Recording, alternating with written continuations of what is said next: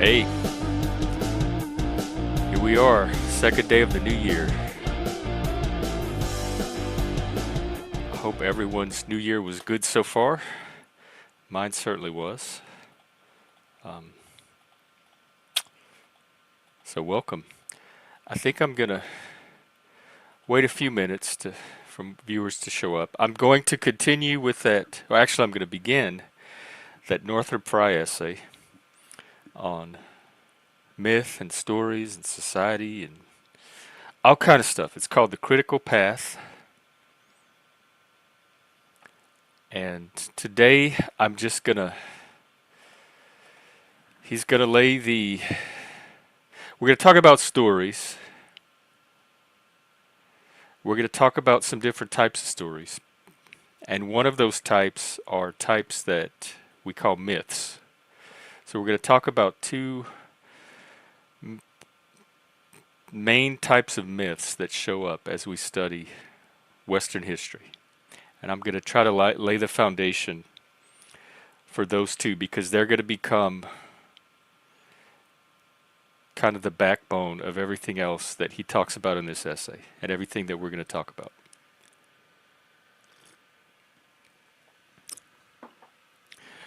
So when we talk about stories, that's a very broad concept. And so much of human interaction, human communication, the structure of our culture, our civilization, even things like science, so much of it is so heavily story based. Stories seem to be one of the main four. We have words, we have letters, words, sentences, paragraphs, but outside of that, like the main unit, the main structure of human communication is usually in the form of a story, some kind of story, a narration. So story is a very broad concept. And stories are more or less transmitted verbally using words. So keep that in mind. Um, keep the concept of we're talking about mostly verbal communication. There are visual elements to stories, imaginative elements. Stories can be communicated visually without words. We've talked about memes on here before. Um, but there's reasons we're going to focus on stories as part of a larger verbal medium. So, I wasn't going to do news and stuff to start out, but I might take a peek and give people a chance to show up. Of course, they can always go back and watch. Of course, the big stories are the New Orleans and the Vegas attacks. And also, there was a mass shooting in Montenegro. There was a shooting at a nightclub in Queens, New York. So that's 4 acts of violence just at the beginning of the new year. So my sense that things like that are increasing, yes, it's subjective, but that subjective sense is based on the frequency with which I'm observing these events occur.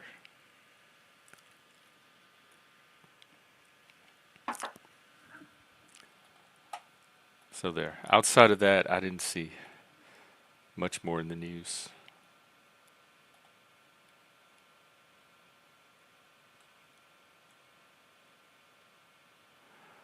Okay, well, I guess I'll dive in then. So I'm as I go through the essay, I'm gonna not look at comments. So I'll rejoin you once I'm done. So and remember that Frye's drawing on a 18th century Italian thinker called Giambattista Vico, and I've talked a little bit about Vico before, and I read a quote from Vico the other day. Uh, okay, so here we go. Remember, we're talking about verbal communication, and so Frye uses the concept of a verbal culture, and he says primitive verbal culture This is way back when. The oral tradition where things were passed on orally. Primitive verbal culture consists of, among other things, a group of stories. Some of these stories take on a central and canonical importance. They are believed to have really happened, or else to explain or recount something that is centrally important for a society's history, religion, or social structure. So already he's emphasizing the centrality of stories in history, religion, and the social structure of a culture or a society. These canonical stories, the ones that center a society, are the ones that we call myths.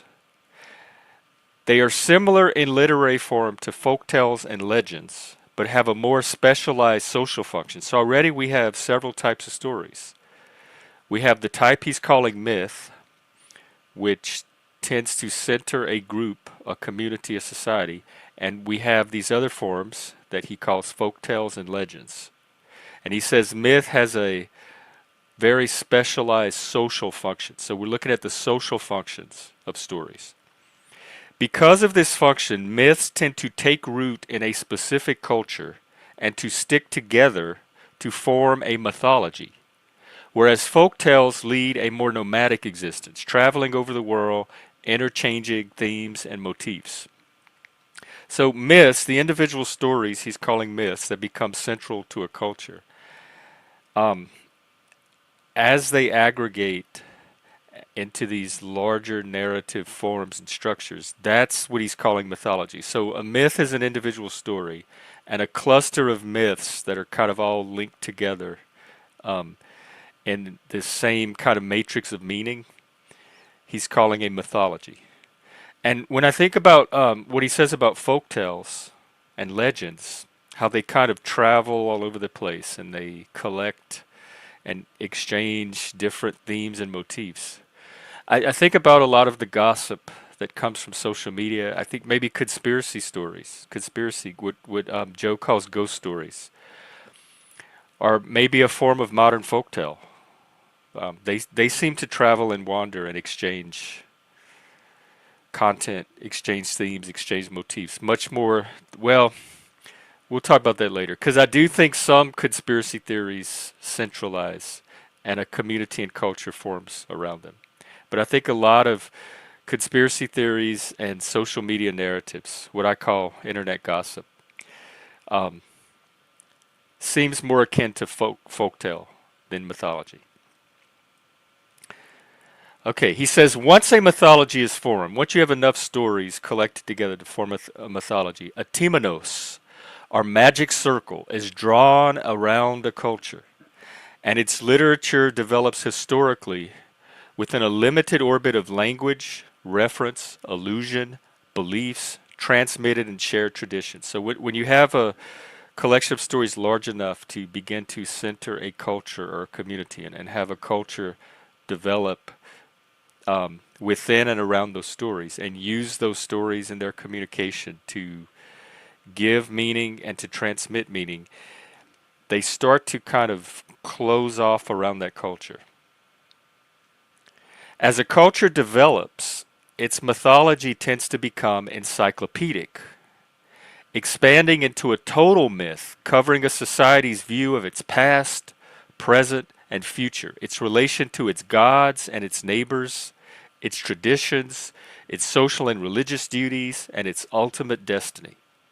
So, the stories may begin about individual things, why the sun rises, why weather, etc. But as the stories collect and centralize, they begin to cover more and more territory of what involves a society. Stories about the society's past, how it came to be, how it's organized in the present, its ultimate destiny, its future vision for itself, its relationship to other cultures, its relationship to divinity, its traditions, social and religious duties. How should members of that society conduct themselves? So the stories begin to be told about all this stuff and cover all of this territory, and even its ultimate destiny. He says, um, A fully developed or encyclopedic myth comprises everything that it most concerns its society to know. And I shall therefore speak of it as the myth of concern, he says. So we have our first type of myth, that a really important primary myth that we're going to focus on, type of myth. And that's the one he's calling myth of concern. I know the phrase sounds a little awkward, a little clunky. It's not immediately intuitive to call something a myth of concern.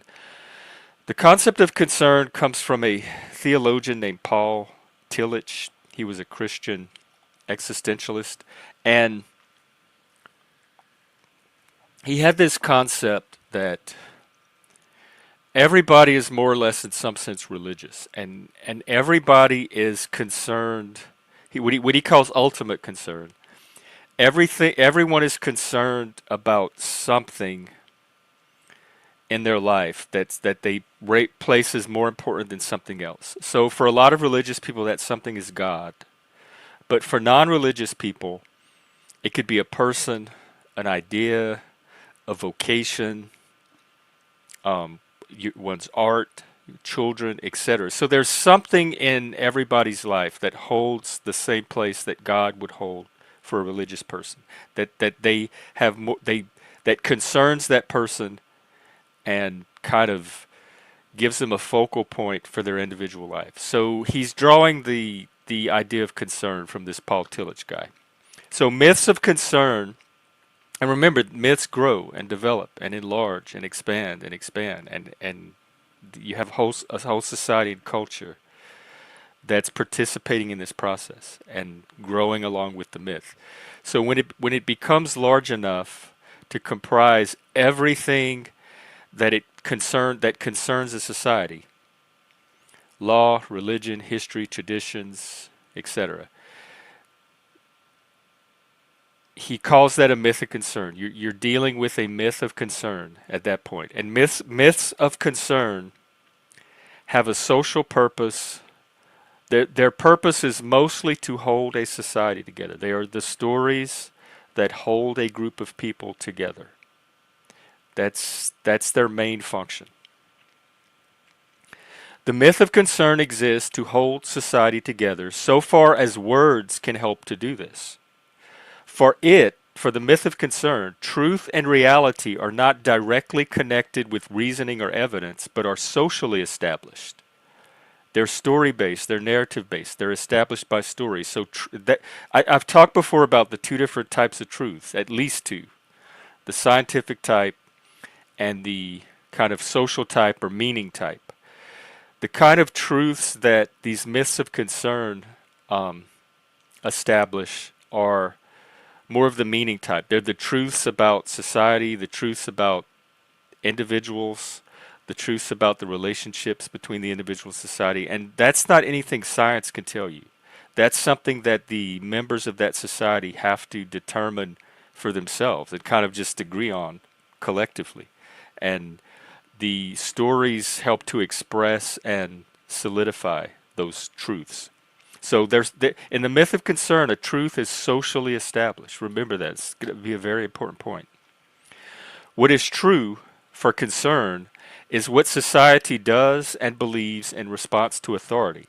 And a belief, so far as a belief is verbalized, is a statement of willingness to participate in a myth of concern. So a lot of times people are expressing what they're calling a truth or their truth. And if you listen closely, what they're actually expressing is a belief. But it's more a belief in this Northrop Frye sense of a statement of willingness to participate in a particular myth of concern. Scientific statements have a different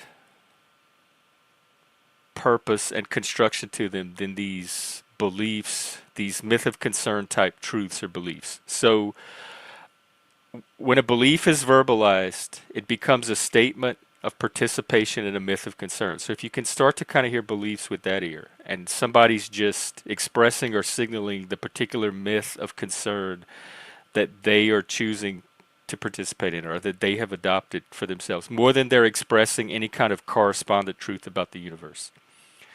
The language of concern is therefore an expression of belief. So in myths of concern, language is primarily used to express belief or social truth, or what you believe about your society and the people in it and the relations between them, not scientific truth. Okay, in origin, a myth of concern is largely undifferentiated. So when it starts, it just starts as these collections of stories. It has its roots in religion, but religion has also at that stage the function of religio, which is the root word of religion, and it means to bind. So it has the function of the binding together of the community in common acts and assumptions.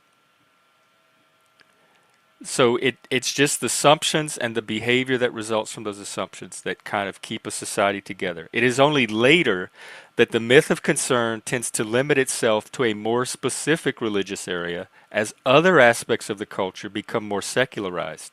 So initially it just starts off as stories to hold society together, and then at some point as society grows and develops, the religious part of that story is going to kind of coalesce into a very specific area, and other parts of the society are going to be concerned with the more secular aspects like law, social norms, social relations, etc. And just kind of keep that in mind in the background, that the myth of concern has multiple aspects to it, and some aspects are more religious than others, and some are more secular than others. But they're still all myths of concern, stories that hold society together. In this later stage, where it tends to um, centralize and focus itself on specifically the religious area of a society, it becomes more exclusively a myth of what this Paul Tillich guy calls ultimate concern, which is the myth of man's relations to other worlds, other beings, other lives, other dimensions of time and space. So it becomes more cosmic and kind of otherworldly than it does practical and societally oriented, in the sense of keeping the society together. And he calls that a myth of ultimate concern. So all of this is just looking at different ways that it's looking at this concept of the myth of concern and different facets of it and different ways that it can develop as it grows in it. Because myths are kind of living things. The stories continue to be passed on within the generations and from generation to generation. So it's not a static thing, although they can, remember, because he said that they start to close off at a certain stage of closeness, and we'll encounter the concept of open myths and closed myths later. But as a myth closes, it tends to become more and more dogmatic. So, as flexible and fluid as these myths are, they can ossify into dogma at a certain point under certain conditions. Okay, here we go. Let's start tying this to real world things that we all participate in and can understand, like Western culture, our modern culture of today. The myth of concern, which European and American culture has inherited, is, of course, the Judeo-Christian myth as set out in the Bible and as taught in the form of doctrine by the Christian church. So that is the primary myth of concern for society for most of the past however many thousand years. 100 years. That's the central myth of our Western culture, European American culture and society. The encyclopedic form of the Bible, stretching from creation to apocalypse, makes it particularly well fitted to provide a mythical framework for a culture. Though supplemented in our literature by an extensive development of classical mythology, which also takes on something of an encyclopedic shape in Ovid's Metamorphoses and elsewhere. So, in the Bible, we have we have one of these encyclopedic forms that myths of concern can grow and develop into, that covers all aspects of society. And in the sense of the Bible, even ultimate concern, ultimate destiny, the relationship to God, other dimensions, other worlds. So, for most of us here in the West, the Judeo-Christian myth, as encapsulated in this encyclopedic work that we call the Bible, is our dominant myth of concern. And then the classical mythology, as he says, also supplements that. And some of the classical mythology can also take in encyclopedic form. You have the epics of Homer. He mentioned Ovid's Metamorphoses. So classical myths can do something similar to the Bible in kind of truncated forms. Okay, then he mentions Vico again. He says Vico was also the first, so far as I know, to indicate something of the crucial importance of a distinction which has been vigorously pursued by some scholars quite recently. This is very, very important because we're going to have our first introduction of a major, major, major technological advancement, which is going to it's going to change everything. It's going to change everything so much that we're going to get an actual second type of myth out of it, in addition to the myth of concern. This is the distinction between the oral or pre-literate culture, in which the myth of concern normally begins, and the writing culture, which succeeds it. So these stories, as we said, they start out as stories and they're passed on orally. There's an oral tradition for centuries and centuries and centuries, perhaps millennia, at the root of some of our cultures and some of the ancient cultures. But at some point, and writing culture was a technological advancement, so it developed after years and years and years of oral culture. So when writing culture shows up,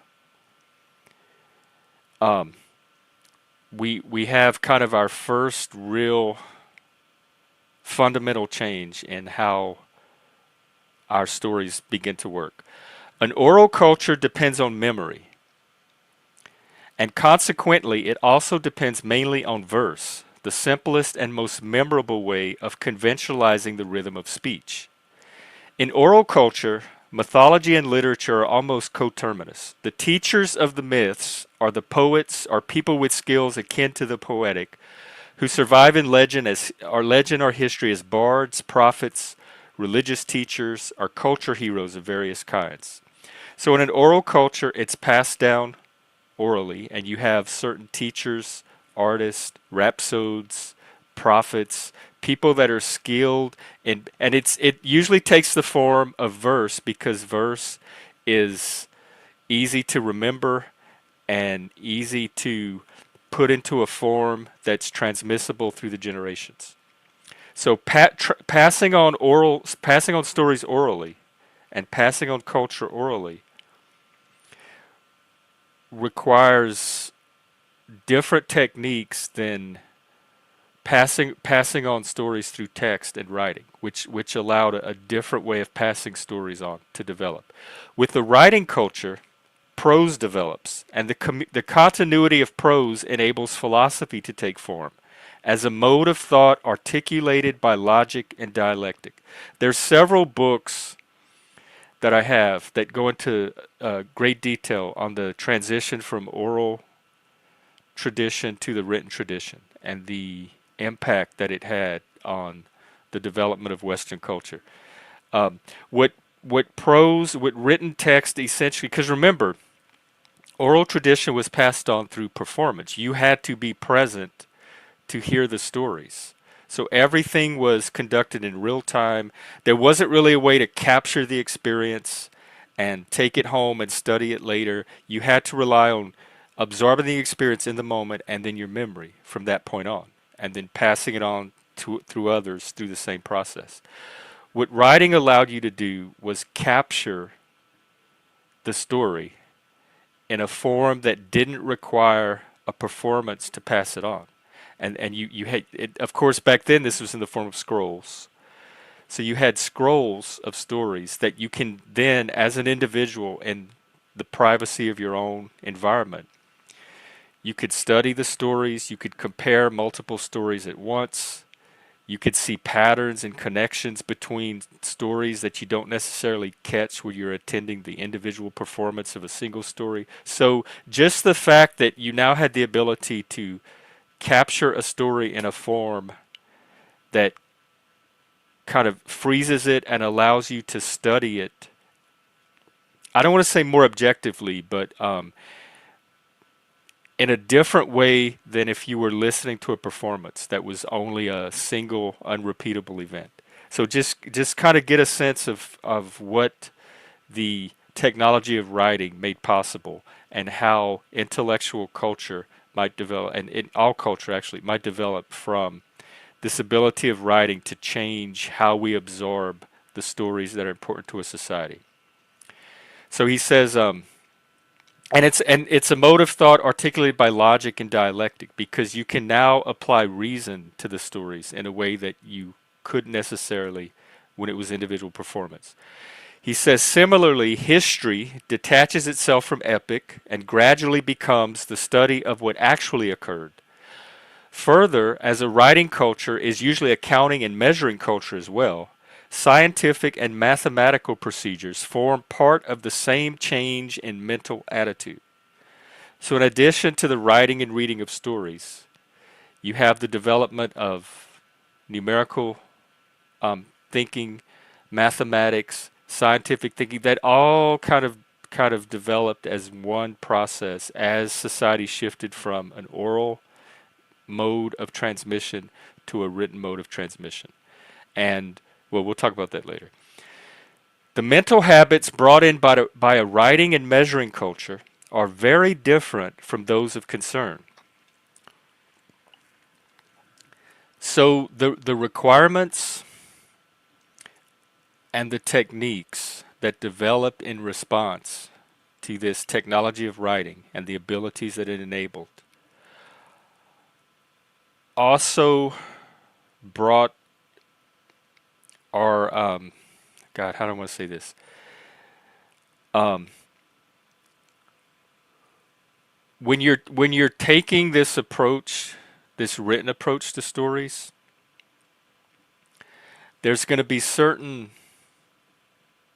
ways of thinking, what he calls mental habits, habits of mind, that are going to be different from the way that oral tradition is processed and understood. So, because of these new mental habits, in addition to new techniques that develop from writing, also there were also new social values that develop that are centered around more of these new mental techniques than the ones that develop around the type of stories that are designed to keep a society together and be passed on from generation to generation.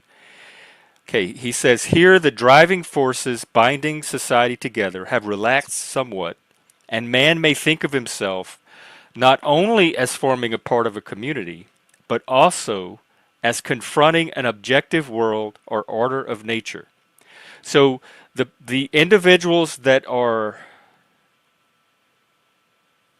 reading and writing and studying stories that way, they're still part of this society that's held together by the myth of concern. But they have an additional function because of these new mental habits that writing is allowing them to develop. And that new kind of role or way of seeing themselves in society is, in addition to being part of this community held together by stories, they are also an individual that has the ability to look at and study the world around them independently of whatever's going on with the culture and the stories that are driving that culture. So he says truth in that context becomes truth of correspondence, the alignment of a structure of words or numbers with a body of external phenomena. Okay, so look, we have that second type of truth arising, and I've done so many streams on myth versus logic, um, mythological thinking versus rational thinking, reason, etc. And I keep emphasizing that there's at least two types of truth when we're talking about truth. So here we see that second type of truth developing from a writing culture, and it's what's called correspondent truth. And it's the verbal statements that you're making or the mathematical statements that you're making. And math is just a language to describe things. They correspond to something in the physical world that we can align them to. And so truth at that point becomes, does these words or numbers match up accurately to whatever thing in the physical world we're using to describe them? That's a different type of truth than the truth about people, the truth about society, the truth about what holds society together, and the truth about what makes life meaningful. So I hope you can begin to see the two different types of truths and the two different types of myths that kind of begin to center around those two types of truths. Um, and that one was a historical development from the other. So one emerged from the other. They didn't develop simultaneously.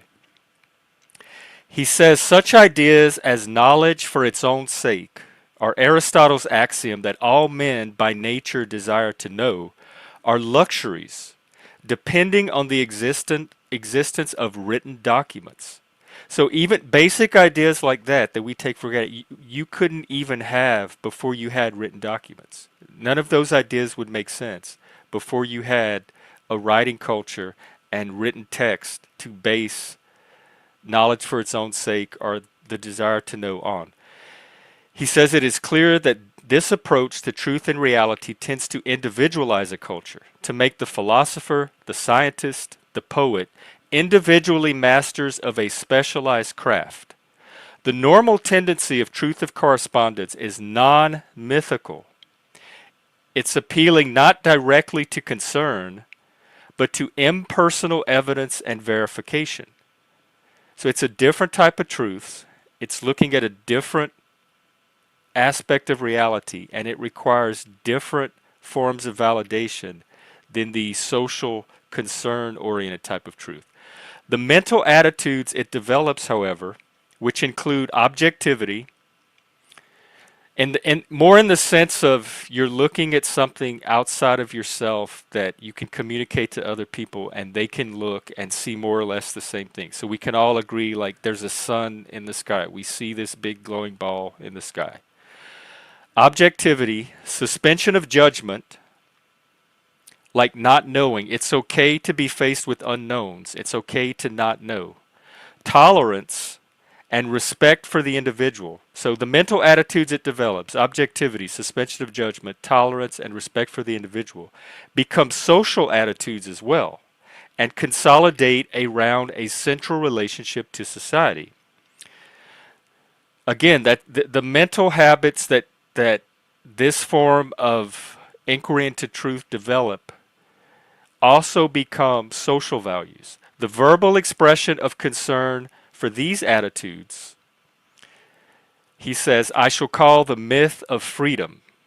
The myth of freedom is part of the myth of concern, but it's a part that stresses the importance of the non-mythical elements in culture, of the truths and realities that are studied rather than created, provided by nature rather than human desire. So in the first type, in the myth of concern, the truths are socially established, and they're established by the people in that society deciding what they want society to be. They're created. In the myth of freedom and that type of truth, they are established by observation, comparison, and by being studied, and they're provided by the external world. They're not generated by the individuals themselves. And remember, in that Vico quote I read, he talks about how when we're faced with things that we know and we're able to understand, then we try to understand our things and we become the things through understanding them. But when we're faced with the unknown, we create the truths outside of ourselves and we become the truths that we create. So in myth of concern, the truths are emerging individually and socially based on a vision for what they want that society to be. So there's a creative aspect to that type of truth. And in the myth of freedom type, which is centered around correspondent truth, you're studying a given.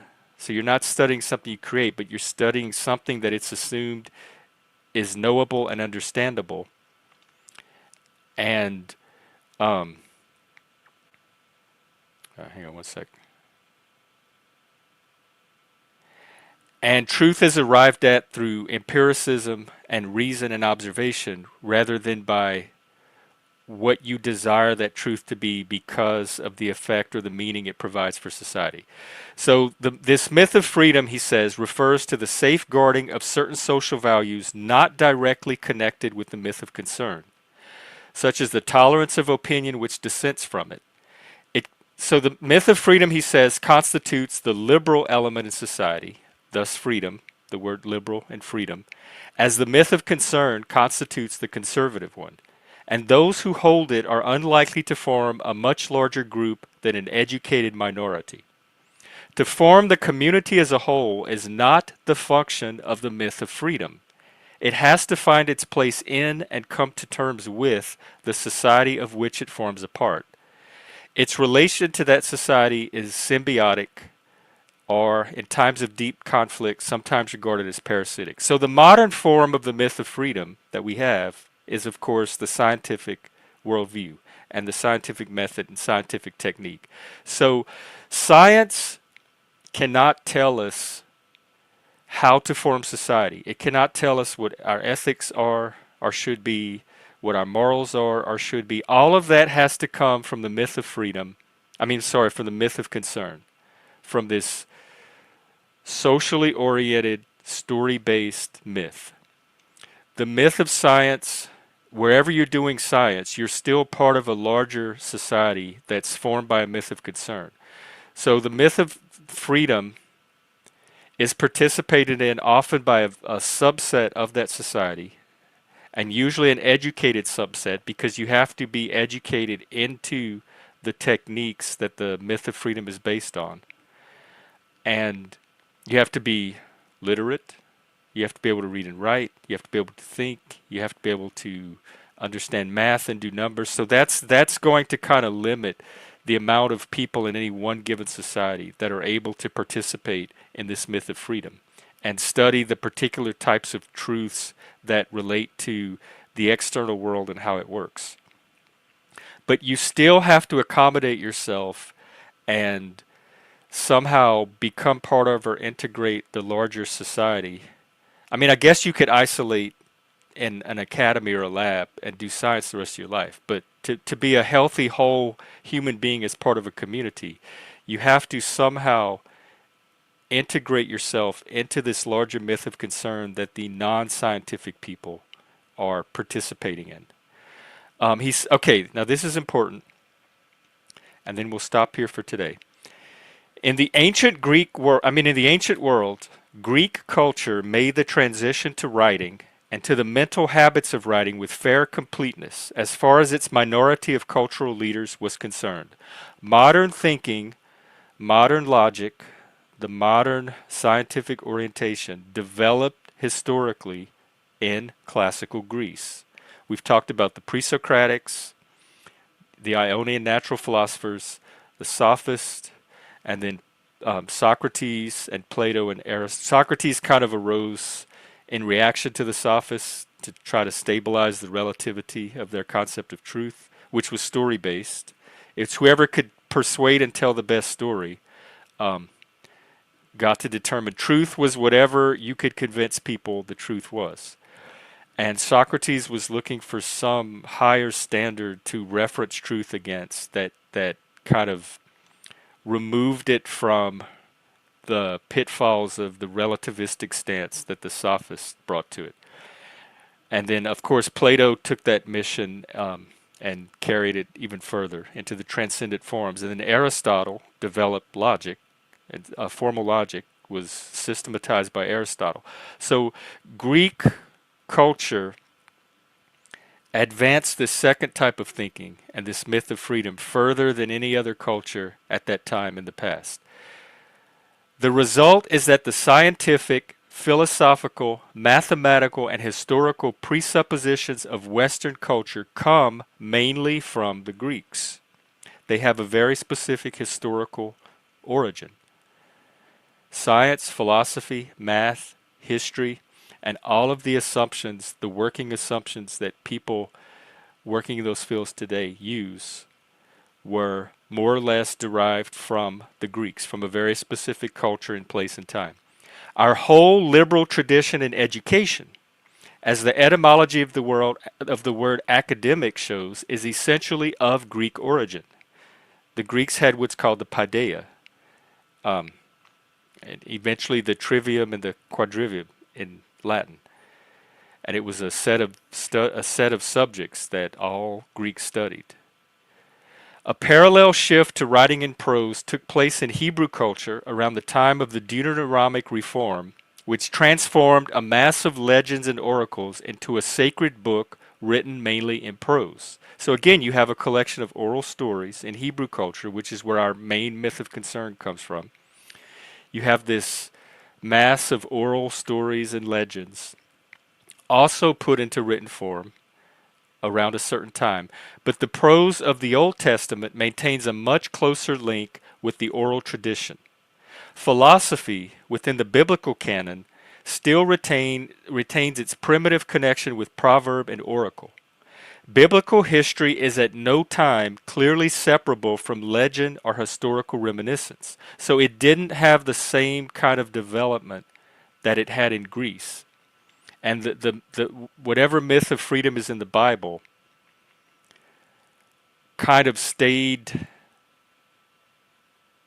fused more into that form of the myth of concern, and that the form that more resembles oral tradition and oral history. He says whatever secular Hebrew culture developed did so outside of the biblical canon. The specific contribution of Hebrew and biblical mythology to our own culture was in its concentration on a central myth of concern and the rigorous subordination of all other cultural factors to it. So in Hebrew culture, this myth of concern, this dominant story of what holds society together, how society should conduct itself in relation to each other, what the meaning of individual life is. Also remember the ultimate concern in relation to the gods and the cosmos and ultimate dimensions. That was the primary contribution of Hebrew culture to our modern Western culture. It focused more on the myth of concern aspect of myths. And the Greek culture also had the myth of concern. The Greek had their system of gods, and they had Homer, Iliad, and Odyssey, and the Greek drama, the Greek poets. But they were able to kind of, in addition to that, develop out of that this secondary form, myth of freedom, which was more logic, empirical, demythologized, and reason-based. And they were able to advance that further than any culture at the time. So as a result, in Western culture, our thinking, the thinking part of our culture, the myth of freedom part, which remember is the liberal part. We also had democracy that developed in Greece. So things we associate with educated culture today, liberal culture, democratic culture, the origin of all of that was in Greece, and it's this secondary type of myth called myth of freedom. And the other type of myth, the myth of concern, we didn't draw so much on the Greek form of it, but on the Hebrew form of it that we see in the Bible, because the Hebrews were able to develop their myth of concern in a way that the Greeks didn't necessarily do. The Greek myth of concern kind of got displaced by their myth of freedom, and in Hebrew culture, the myth of concern was able to maintain its dominance, and they didn't really have a strong myth of freedom to displace it. So as a result, our Western culture is based on a Hebrew myth of concern and a Greek myth of freedom, which includes our logic and our reasoning and our thinking and our education, which is the form that we transmit these techniques of logic and reasoning and thinking through. So that, of course, would naturally be Greek, because that's the culture it developed in to begin with. So I think I'm going to leave it there today. I hope you have a better understanding of what a myth of concern is, what a myth of freedom is, the two types of truth they deal with, and the types of values and mental habits associated with each. And we looked at the origin of the myth of freedom in Greek culture.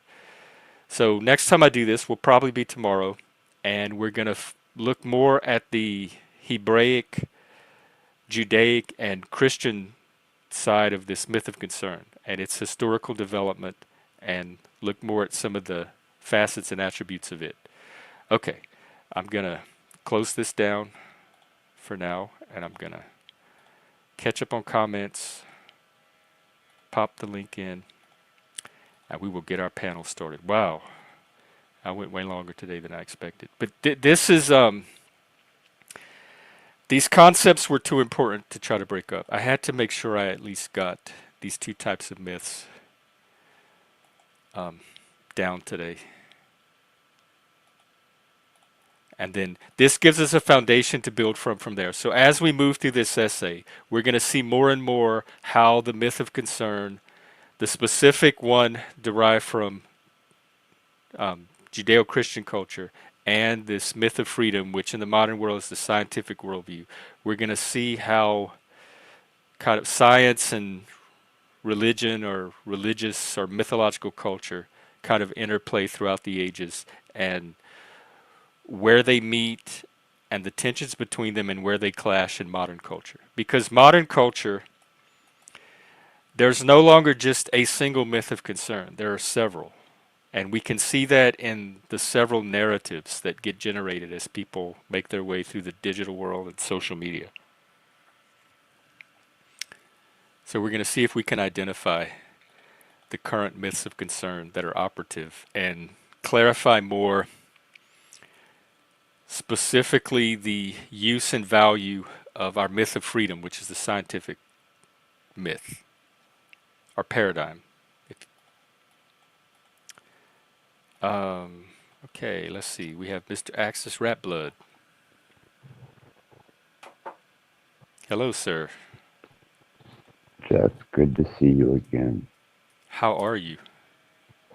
That's a couple of things I wanted to talk. One is concerning the topic that you're on, the Okay. bridge that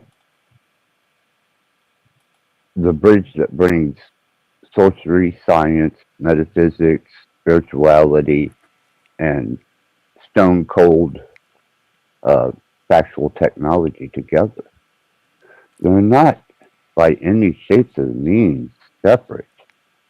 And anybody who's worth their weight in the realm of any type of esoteric or metaphysics and has studied it knows the relevancy between the two. That being that when you used your TV back in the day, you remember when you watched your TV? I do. We had 3 channels, so we had to turn the pole to catch Yeah. different channels. Well, what were you doing?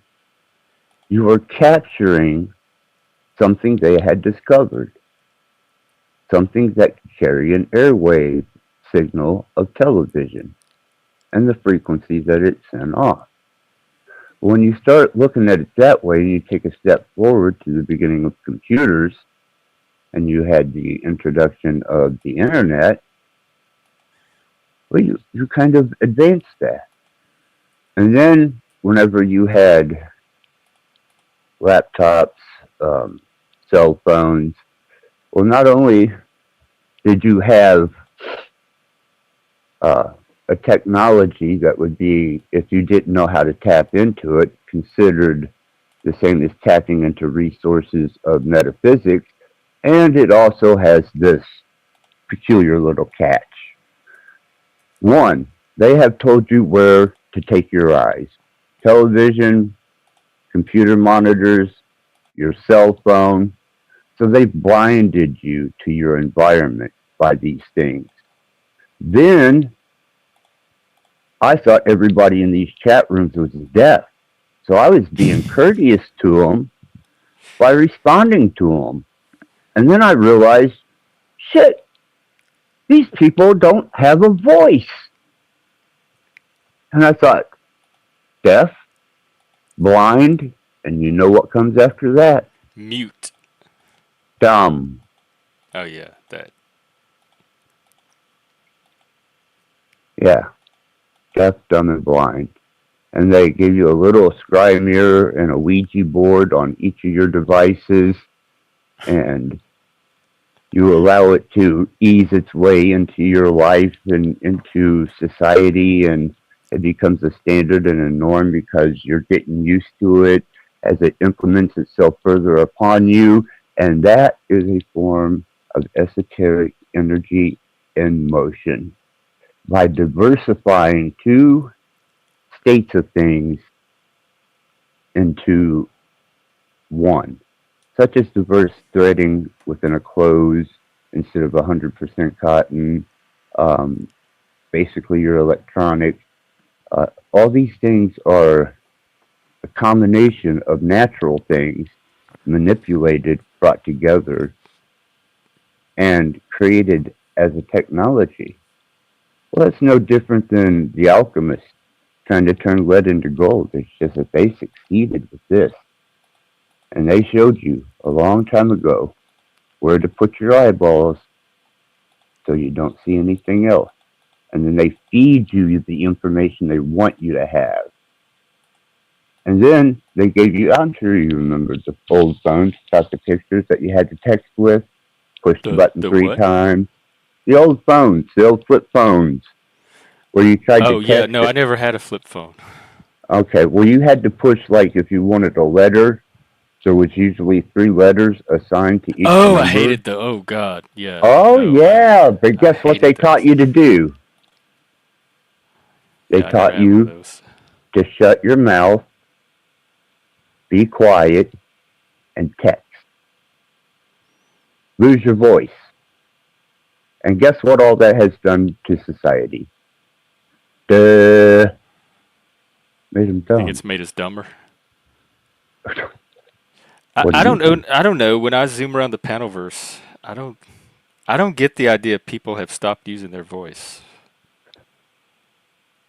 Well, those that dare to come up onto panels, I agree with that.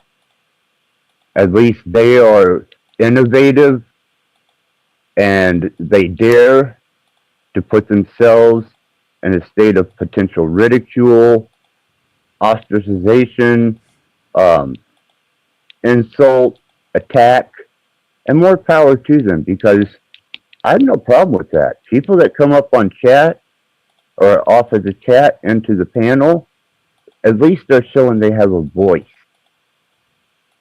But the ones that refuse, which are the multitudes who hide behind words and live that voiceless life only by typing things, which doesn't have the true impact of emphasis that projecting the energy of one's being in a conversation to the other. But that's just a part of how, metaphysics and technology. I'd go a lot deeper, but I'm not going to. I just seen you on. I was very happy to see you, and I got a new rat. Oh, you got a new. Oh, wow, cool. What did you name him? I haven't. I just got her. Just got her, and I haven't given her a name. Let me do this. Oh, let's see. Can you see her? Here, let me see if there's a backlight. Yeah, there should be a backlight here. Is she Um, brown? no, she's solid gray. And they have me another hairless. Um, look, I gotta get a light up. Oh, here, light. Satan said, "Let there be light," and by God, It was pink, pink and blue. there she I see is. her. Baby, Whatever's hi, in her baby. cage. Yeah, hi, baby. Yeah, she's still a little timid because I just got her today. But this is I finally mourned Rat, and Do you get her? now You go to a pet store to get her? I go to a warehouse of exotic pets. Ah, So that's how I get the genetically modified pets. Um, Genetically modified. Wait, they're engineering. They're engineering our pets. well, what do you think a hairless rat is? You think there's a fucking species of hairless I rat? don't. I don't know. I saw a hairless.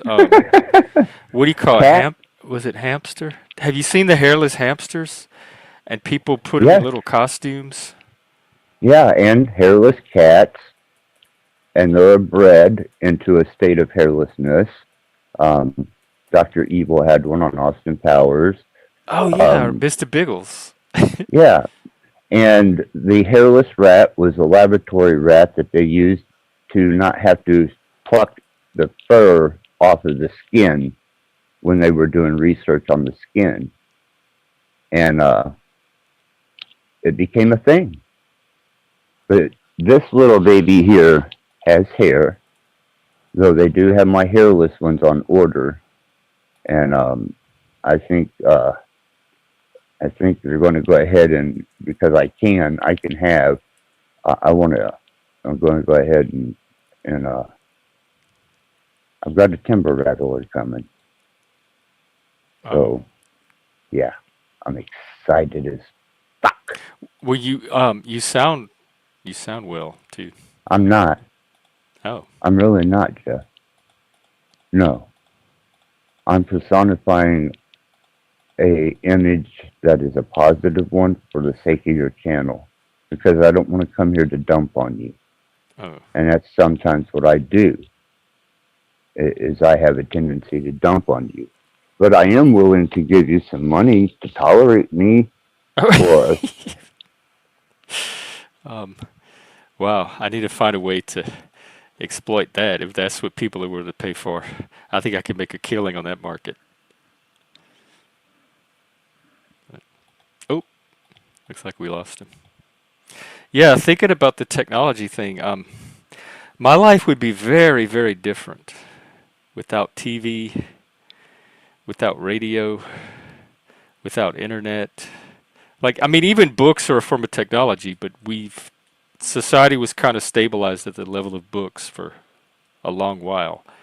And so, and I read, like, I read books. I was reading before I was speaking. I read books as a kid before TV, before radio, before internet, all that stuff. So, books was my initial form of technology. But then, being a modern Westerner, it was really hard to avoid what TV had to offer, radio. My music absolutely changed my life, and I discovered initially I discovered the music that was going to become most important to me through radio and TV shows and movies.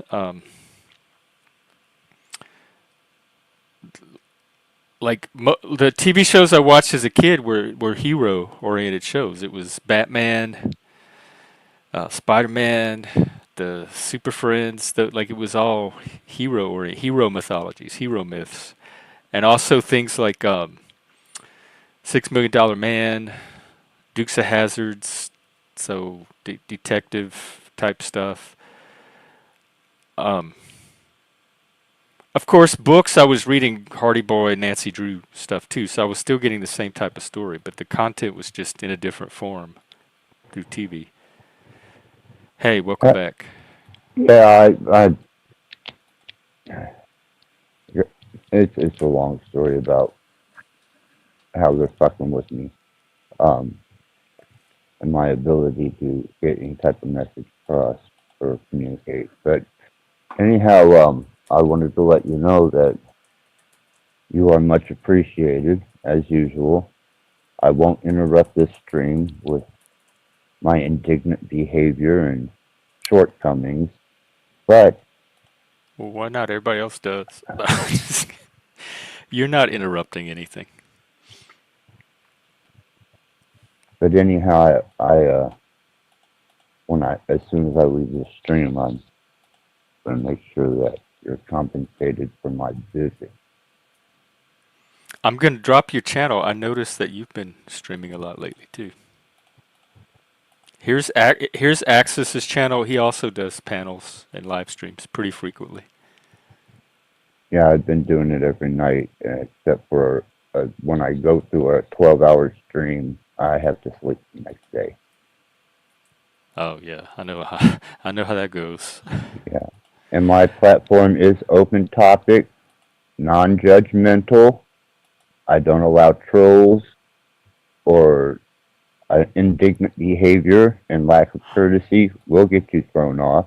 Will get you, you know, muted, banned, whatever I have to do to get the message across. Hmm. But we welcome any and everybody. And if you have something that is a life resource, uh, forward thinking, even metaphysics to the fullest degree, and other things that just may be generally of a good topic. Thank you, Jeff. Well, thank you, Axis. You know you're much appreciated around here. Thank you, Jeff. Thank you. I just really wanted to show you the new the new baby. I Oh, got a new baby. So I got a co-host again, nice. and You said you had another one on the way, perhaps? yeah, I got a hairless rat and a timber rattler on the Okay. way. It's just saying the word timber rattler and pet.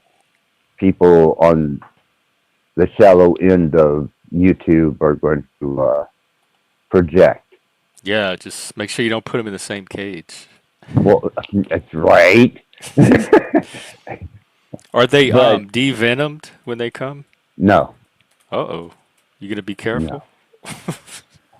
This will be my second timber rattler that I've raised. I didn't even You know know, those were legal to own. I guess they are. They have the rattlesnake handlers. churches. Yeah, you got to have handlers license. Ah, okay. DNR comes in every 6 months, make sure that it's in a safety contained environment. They check its health. They check the enclosure. They check the lock. There's a protocol to locking those animals in. There's a procedure to feeding. You have to demonstrate how you're feeding. It's just a long drawn, but it's worth it if you truly have something to learn from that animal. I can see that. Ninja, it's my guess that puss out, not me. I always keep it going as long as there's people around.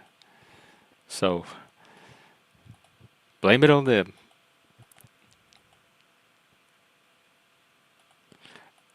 Um, How long you been streaming today, Jeff?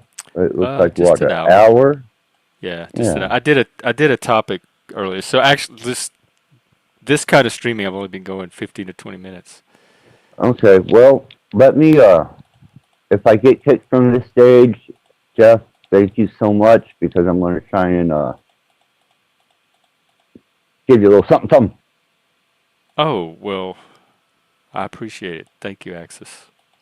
Yeah, but I want to make sure you get it. That's the Okay, key. through Cash App. The exact same way we done it before. Okay, yeah. As long as you it's GEN. Just make sure you hit the right name. My little picture should show up. That's how you'll know. Are you still there? Yeah, can you hear me? Okay. I'm headed there right now. Um, wow, there it is. Oh wow. Can you still hear me? Yep. Okay. It's taking a second to load, or 2 seconds, or 3 seconds. Ah, there we go.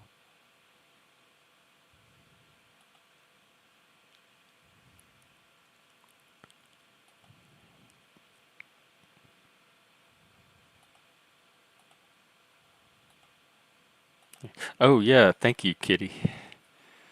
Um,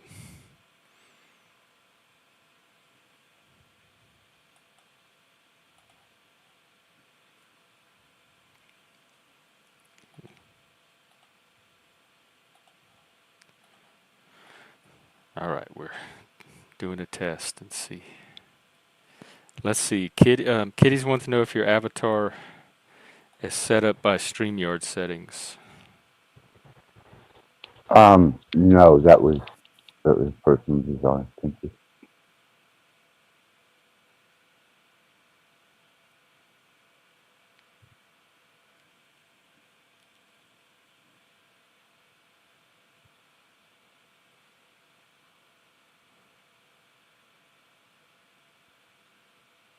Oh, I got it.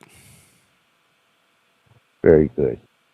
Oh, thank you so much. This, what a way to start the year. Thank you. Not a problem. You're worth it. Oh, And believe me, when I say I support nobody else, I do not support anybody else. well, I definitely appreciate it. I appreciate you, I'm Jeff, on a mission, so thank you. and I understand that. And at least you're honest about your mission, and you're not trying to disguise it behind, well, well, I'm on a and well, I got, and you describe, and no, you just come straight out. I want this to be my living. This is what I like. This is what I do. Yeah, I'm really bad at disguising, so it's I, you I get what wouldn't you give, get. yeah, I wouldn't give support if you came across false at all. I'd be like, nope, and move on. Okay. So, K- happy New Year. I Happy New hope it Year, was 2025. Can you believe right, that's so sci-fi? right. And anytime that you get a panel together that's discussing uh, the merging of technology, metaphysics, or just straight up metaphysics, shoot me a what's up. Say hey, and I would love to join into the panel. Okay, like TML type conversations. Just esoteric mysticism, witchcraft, Satanism, technology at a quantum level and beyond, such as the new Willow processor, and how it's going to revolutionize uh, the machine learning algorithm and potentially break way into us being able to. Well, just imagine what we have now as our fastest processor. If you can imagine a 1 and 25 zeros, that is how much more processing speed it has than the most advanced chips that we have developed of yet. Wow. And that's the Willow chip. If anybody wants to check it out and see exactly uh, how outdated we truly are. I'm looking at it now. State of the art quantum chip. I wonder if Joe knows about this. He was researching quantum companies. I'd be happy to do quantum Satanism one day. Oh my God, yes. Quantum death, quantum Satanism, applied quantum mechanics to the state of energy and the beings, the build up. Oh, oh. Anyhow, Jeff, thank you. Thank you, Axis, very much. Not a Take problem. care. It's good to see you, and Yes, you too, I'm man. glad you're still out there. Hey, Angeline, Happy New Year, and Jess. Kitty, what? Let me see. You would like to set one up? Do you mean Streamyard? A Streamyard account? I, th- I think you can sign up for free, but if you're wanting to actually broadcast, like do your own channels, your own shows, I think they give you a certain amount of hours a month for free, 10 hours or something. Oh, to the avatar.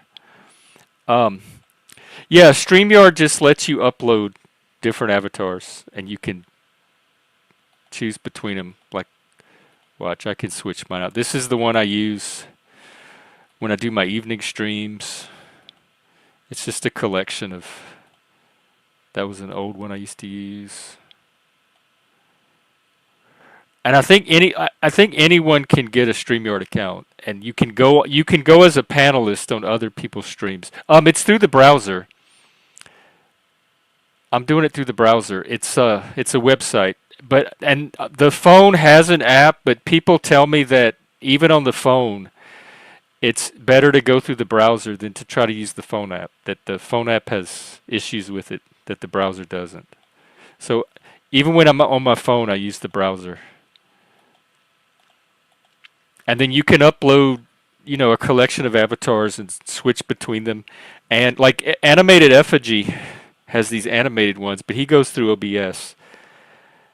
Um, and then I think you can be a guest panelist. There's no limit to how much you can use StreamYard to be on somebody else's show. But if you're doing your own show, it limits you, and then you have to pay for unlimited hours. Oh, is it 20 hours? Okay. And hey, Alan, how you doing? Did you get some sleep at least?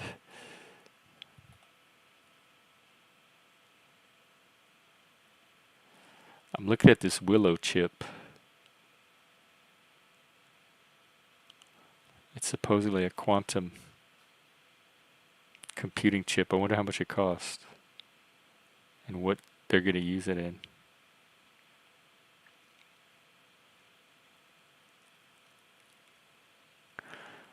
It did a calculation in under 5 minutes that would normally take 10 septillion years to finish, which is older than the age of the known universe. That's how long it would normally take this equation to be calculated. And this chip did it in under 5 minutes. Oh, good. Good, Angeline. I'm glad it started on a good note. Yeah, I had a great New Year. I did a New Year's Eve stream, and then I did a New Year's Day stream. And now I'm here doing back to the old daily streams. Yeah, I'm sure, not lost. Yeah, you definitely quantum something. Spooky, I don't know what at a distance, but not far enough of a distance. No, I'm just kidding. Thank you, Axis. Thank you, thank you.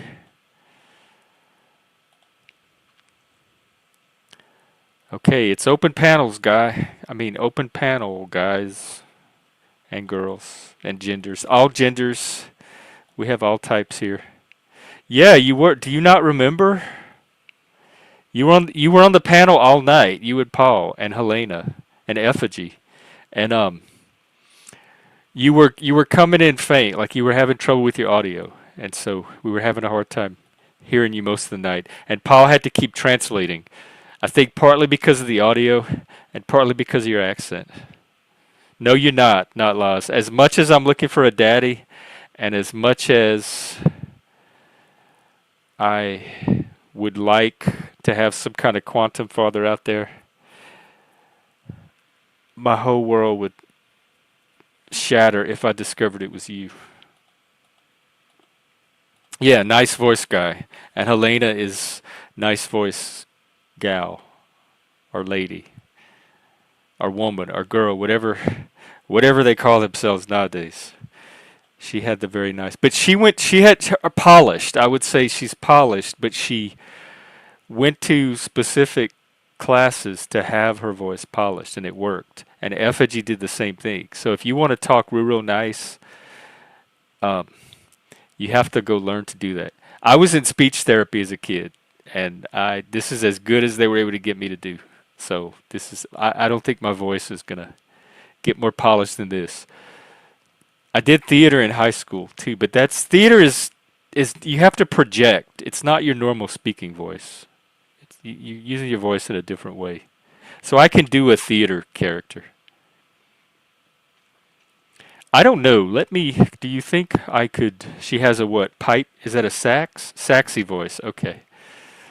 I wonder how I would sound stupid if I tried to talk with a very articulated, um, polished voice. See how dumb I sound right now trying to do it? I trying to fit in with the middle class American Anglo-Saxon polished proper educated articulate crowd. I definitely need a school or a teacher, a class to help me. Because I just hearing myself even attempt it sounds fucking stupid. I sound so dumb to myself. All right, she's Sicilian. That they polished all the Sicilian out of her because I couldn't detect a hint of it. Not lies. You're creeping me out. Knock it off. This is a mental health channel. Don't make mine worse. Oh my God, how deep can my voice go? Actually, when I sang in chorus, I was a bass. They started me out in tenor, and this was in high school too. And they eventually moved me to bass, and I could sing like 3 or 4 notes as a bass voice. This is about how deep my voice can go, Alan. I think without stretching out my vocal cords. How you doing, bro? Uh, who won the football game this week? You want to go shoot some beers and some ducks? Knock down some beers, shoot some shots. I can't do voices. That's why I stay. My voice is in a comfortable range for me. I know it's this weird Louisiana, Cajun, Texas, Ebonics blend of accent mixed with the articulation disorder and the autistic accent on top and the gay. So I have probably like a hint of the gay. So all that's blended together into this little, its own little brand of gumbo of an accent. Talking in the bro voice. Okay, just tell me this. I just want to know one thing, y'all, when I talk in my bro voice. This is what you call it. I feel like Samuel Jackson off of Pulp Fiction.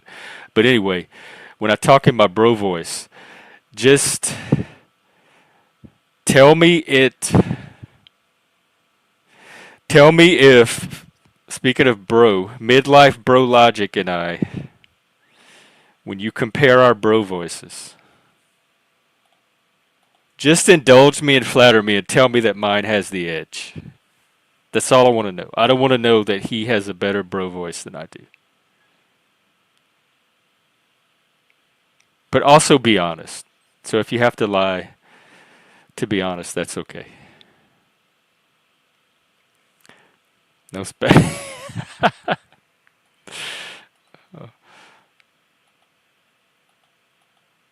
Well, you know more about her. Well, you know more about hormonal patterns than I do. Not lost. Oh, I feel stupid. I want Jeff back. I can't do this. I've spent years building this stream on Jeff. I need to. I need to keep that.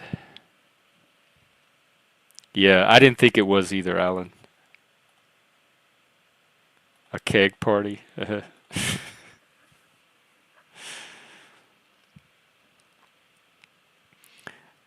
I don't know. Every time I try to do different pitches, they always end up sounding black, like more black. It moves into my black voice.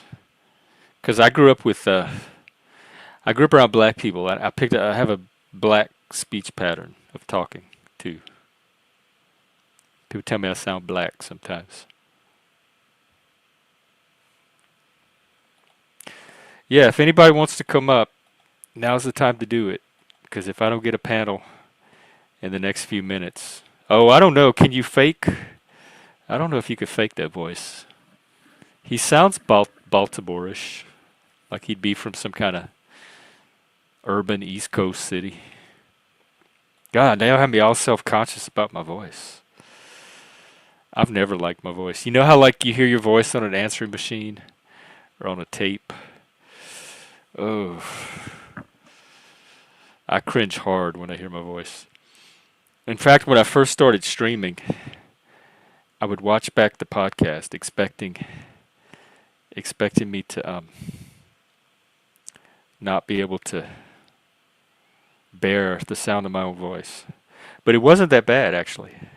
I always sound worse in my head than I end up on stream. When I go and watch it back, like when I'm doing the streams every day, not lately, but in the beginning, I you have this sense of how you're coming across, and I was always in my mind I was coming across way worse than when I'd go back and watch it than I actually was. And then when I'd watch it after the stream was over, I'm like, oh my god, I remember that part and that part and that part, and I remembered what was going on in my head, each of those parts. But when I see it on stream, you can't tell any of that. None of that comes across. Nothing worse than hearing your Scottish accent drunk. I'm actually part Scottish, like the white part of me. We believe we've traced it back to this little town in Scotland, and we have our own tartan. But I don't know if I could talk Scottish. It was Mike, and not only that one, Las Vegas, Montenegro, Queens, New York. That was all in one day of yesterday. People like I. Do you think it's like people are doing terror and nothing's happening, so more and more people will say like they're saying fuck it, I'll try it too. But then a lot of them are offing themselves in the process. So it's like kamikaze terrorism, and that doesn't set a good. I don't know these this.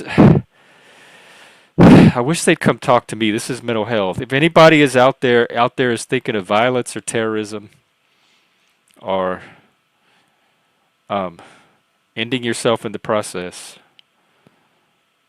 come talk to me. There's got to be other options. Don't like. I don't know what kind of state you're in, but the New Orleans one, they said that he had made some videos about he was gonna do it to his family first.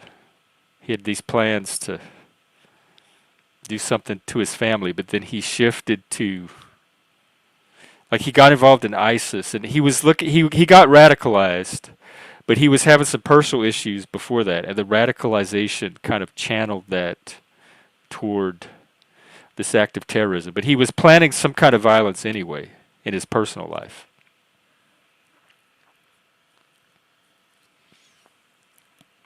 And speaking of myths and stories, like we've been doing, radicalization is it's definitely story based. There's a narrative that they're telling themselves based on the things going on in their life, and then they encounter these narratives from whatever source they're getting radicalized from.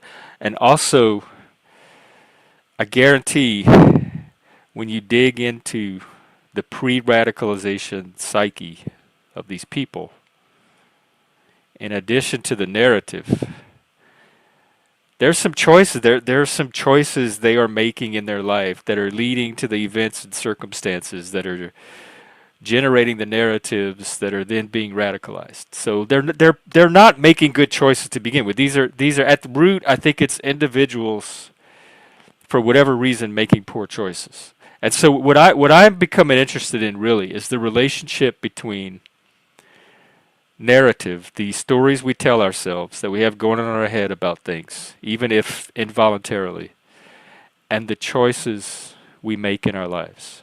I'd like to look at the individual choices and series of choices, and I'd kind of like to compare that to or map that onto the narratives they have in their head and see if there's a relation between the two. Do people make bad choices because of the narratives that are helping them to organize their reality, or I'm sure the choices feed into the narrative, but does the narrative influence the initial bad choice to begin with? Like when I'm thinking about my own life, I know that usually when I'm making a bad choice, I know I'm making the bad choice, and I'm doing it anyway because I'm rationalizing it or justifying it. And partly it's a speed thing. Like I want whatever whatever reason I'm making the choice. It's usually because I think it's going to gain me something. I'm going to get something out of it, and I want whatever the thing is. It's going to gain me. I either want the release from the negative emotion, or I want the thing I'm trying to acquire that I believe is going to give me pleasure. And if I took the time Because in the back of my mind, I know different options, but it's like I shut those out because I want the thing so bad that I don't want to take the time to sort through options. So I try to justify and rationalize the first immediately shallow narrative that presents itself that's going to give me easiest access to whatever it is I want. So it's almost like the desire to either alleviate a negative or acquire a positive dominates. And so I don't spend the time that I could spend sorting through different narratives and choosing a better narrative. Um, and so it's a speed thing. It's like if I take too much time to think about it intelligently, I'm not going to end up with the goal that I'm trying to do in the immediate moment. Yeah, kind of, sort of, Philip. I wonder if it's how not even drug addicts, but just people work in general, like desire. And drug addicts is just an extreme example of that. Because I want the thing. I get excited and I want the thing. And I want it now. I don't want to have to put a lot of time between me and when I get the thing. Because I might not even want it anymore. And so I want to make the thing happen as quickly as I can. And if I take too much time trying to intelligently adopt a, a, a narrative, the wisest narrative, I may not end up with the thing. So I kind of have to short circuit my narratives, and so I could shortcut myself to the goal. It's still, but not laws, and I've said over and over and over. And hey, Ricardo, um, I am as emotional as I am rational. I'm not. I am very dominated by reason, and that's very important to me. But I'm also highly. I have a strong, intense emotional drive as well, and to to me, they're the same thing. They work in tandem.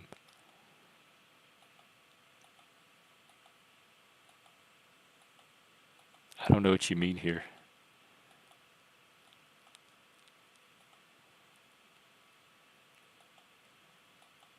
Wait, what? You used drugs recently because we talked about it?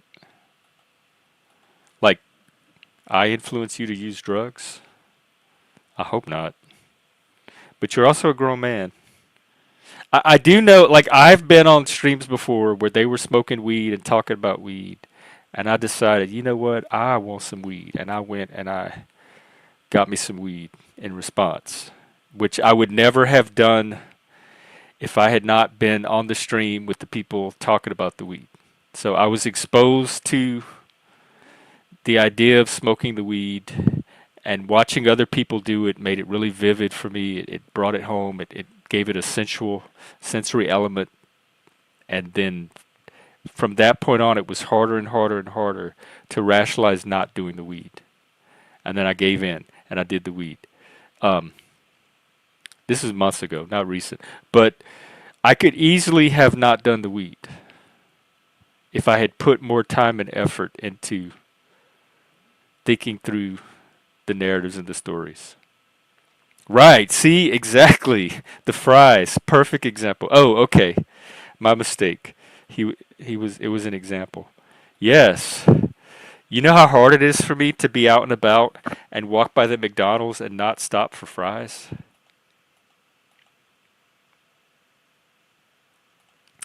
Order comes from the mind. It's ordered because we can order it in our mind, depending, and we order it according to a paradigm, which you could say is a model derived from a story, derived from a myth. So what I was calling myths of concern, these kind of myths or worldviews or ideologies, if you like, that hold a community together. The logic version of that, the scientific version of that, you could call a paradigm. It's kind of the model that holds the scientific side of the myth together. And Thomas Kuhn writes about in the structure of scientific revolutions how one paradigm, once you get enough data to challenge an existing paradigm, and you have enough scientists working on the problem, that eventually you have a new paradigm that comes and displaces the old paradigm. So science is not dogma either. It's a series of shifting paradigms that have as much of a mythological element to them as any other type of myth. That's why I like that Fry refers to logic and reason and science also as a myth of instead of contrasting it with myth. It's just another form of myth, but it's a very specific type of myth.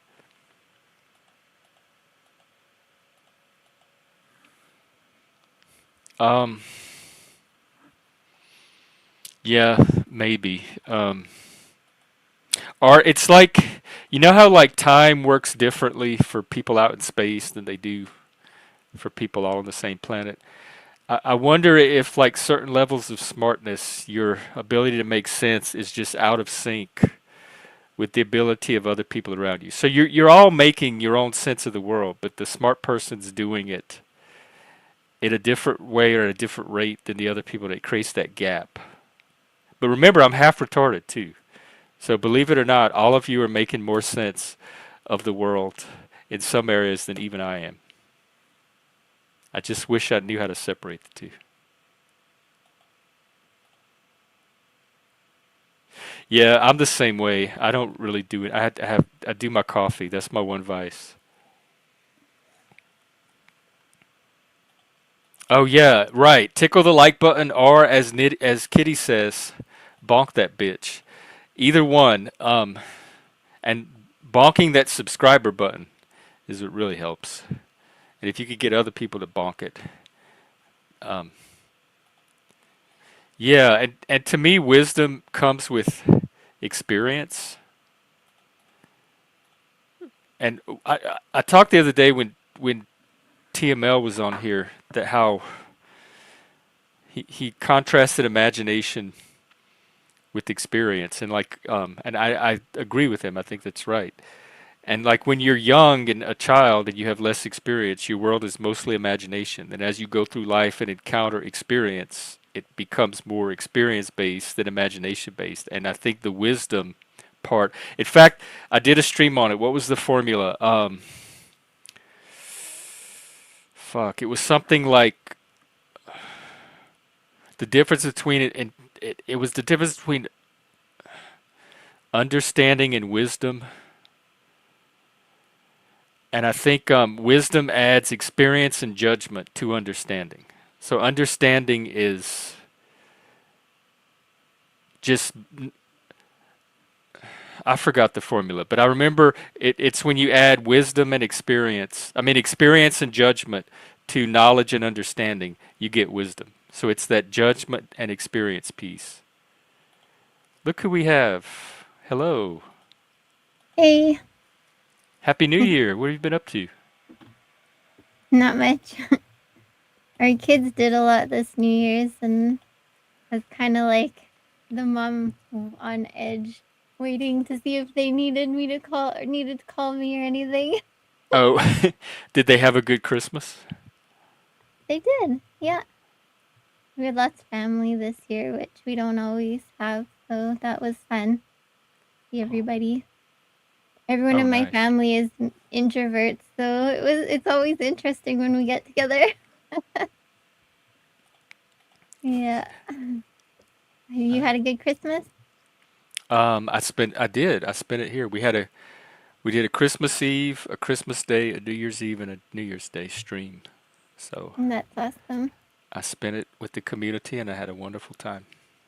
The kids and I celebrated solstice this year, and that was the first time we did that. And we're gonna make it a tradition because it was really fun. Oh, what'd y'all So do? we like stuck cloves and oranges and ate them the next day, which was really yummy, by the way. And we like got like pine needles and berries and stuff from outside and decorated the house. And we like fed the birds and we made cider and I can't remember what we did for dinner. I think we had Alfredo. My daughter made Alfredo, and then we played a game called Wish, which is interesting. You kind of like set your goal or your dream or your wish for the year, and then you go through this game that kind of takes you through all your blocks and stuff, that things that might be Oh, blocking you. It's really interesting. And then is you it end it like a with real getting, game like you can buy? yeah. I wonder if you could play it on panel. If that would be a good one for. Uh, I guess if somebody was maybe moving all the pieces on the board, like from their end, maybe, and then you just kind of have to show them their cards on the screen or something. Oh, I'm looking at like It's wow, I'm looking at it right now. purple, Is it I like think. blue with little stones? Yeah,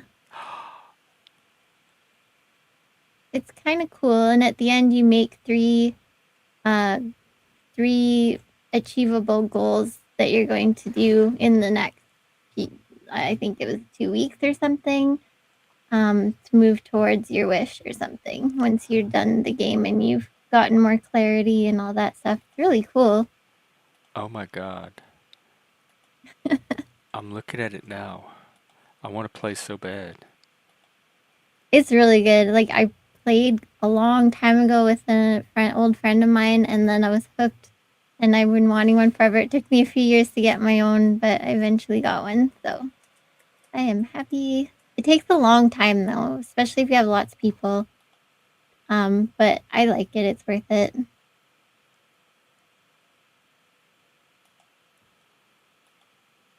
I'm seeing if they have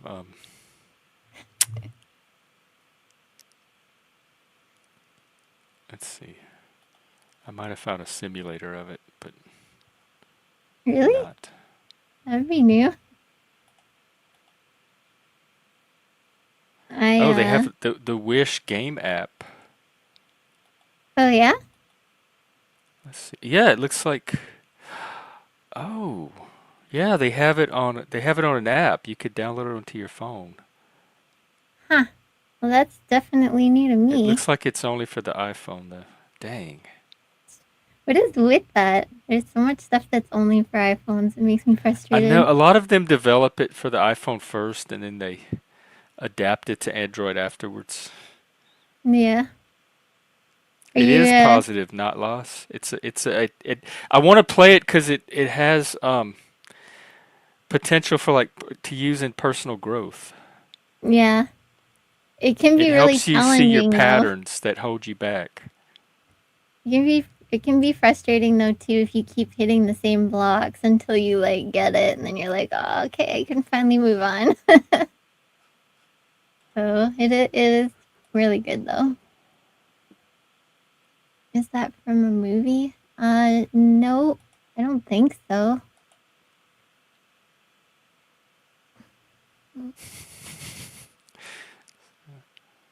Are you still looking at it? Yeah.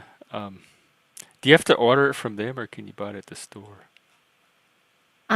I ordered mine. I'm sure there's some stores that sell it.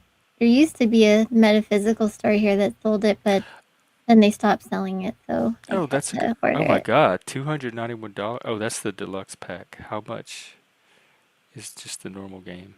Let's see. I got mine a few years ago now too. I wouldn't be surprised if the price went up because it's pretty good. They use it a lot in like retreats and stuff. That's another place that I played. It was like a few retreats and like things Okay, like the that. basic game is $188, and that's the sale price from $250. Wow. Wow, this is one expensive game. This would be the most expensive game that I've ever owned.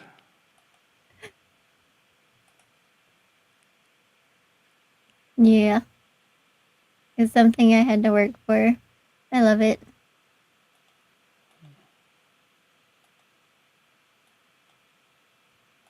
Yeah, I wish for the wish. I'm gonna have to use my wish to get the game. Yep. Oh, my mic sounds so loud to me. Oh, it sounds like a Just turned up. professional mic too. I don't know. It's a persona, I think, or something. But I'm glad it sounds good. That's Yeah. always Oh good. yeah. Yep, you're coming in really well. Mm-hmm. Oh yeah, and then on for solstice the next morning, we got up early and we went to the best lookout point in our city to watch the sunrise. And I recorded a video of that with my kiddos, and that was really fun. Oh, Cold, is it on your but channel? fun. Yeah, I think I did put it on my channel. All right, I'm gonna drop the Oh no, channel. there's like this glass elevator here in Edmonton, and you can like go up and down the ravine on in the glass elevator. It's like Oh, like free. and outside, outdoors. Yeah, and Oh it was pretty wow. cool. So we went down, and then we walked out to another lookout point, and then came back up. And once it was up, we had to leave though because we all had like frozen fingers. Oh, It was cold, but it was good. Yeah, I made a oh video. So yeah. there's pictures, but then at the end of the pictures, there's a video of the kind of sun, but it's kind of long. But it was Oh fun, yeah, I'm and looking I'm at it glad now. I I see captured what you it. mean. It's like it goes up and down the side of the mountain. The Yeah, inclinator. yeah, Wow. that's part of our ravine, but that's like right smack in the middle of the city. And the ravine here in Edmonton is was named the best ravine in all of Canada. And I think just because it's so vast and it's like being in the forest, but you're in the middle of the city, and then the river centers it. And there's just so many trails to run around on, and it's so much fun. Oh nice. Yeah, I love it. I don't live too far from the ravine either, so I like to go there. We like to go there for our walks and stuff.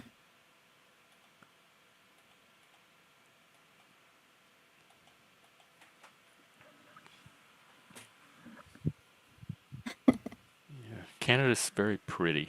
Like scenic. Yeah, it can be. And we got all the seasons.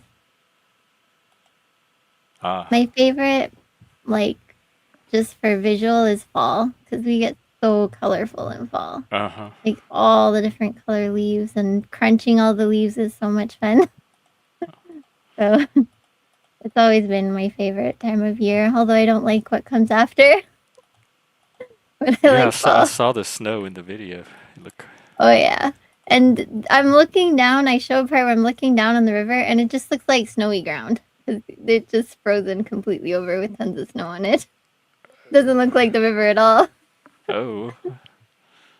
Yeah, yeah, it's pretty bad. Jesse and I were in Calgary and we're looking at their river and it's like all flowing and watery. Even just that little bit of time distance, there's a big difference in weather. Usually warmer up there, but not always, but usually. Jesse would say always, but I say usually.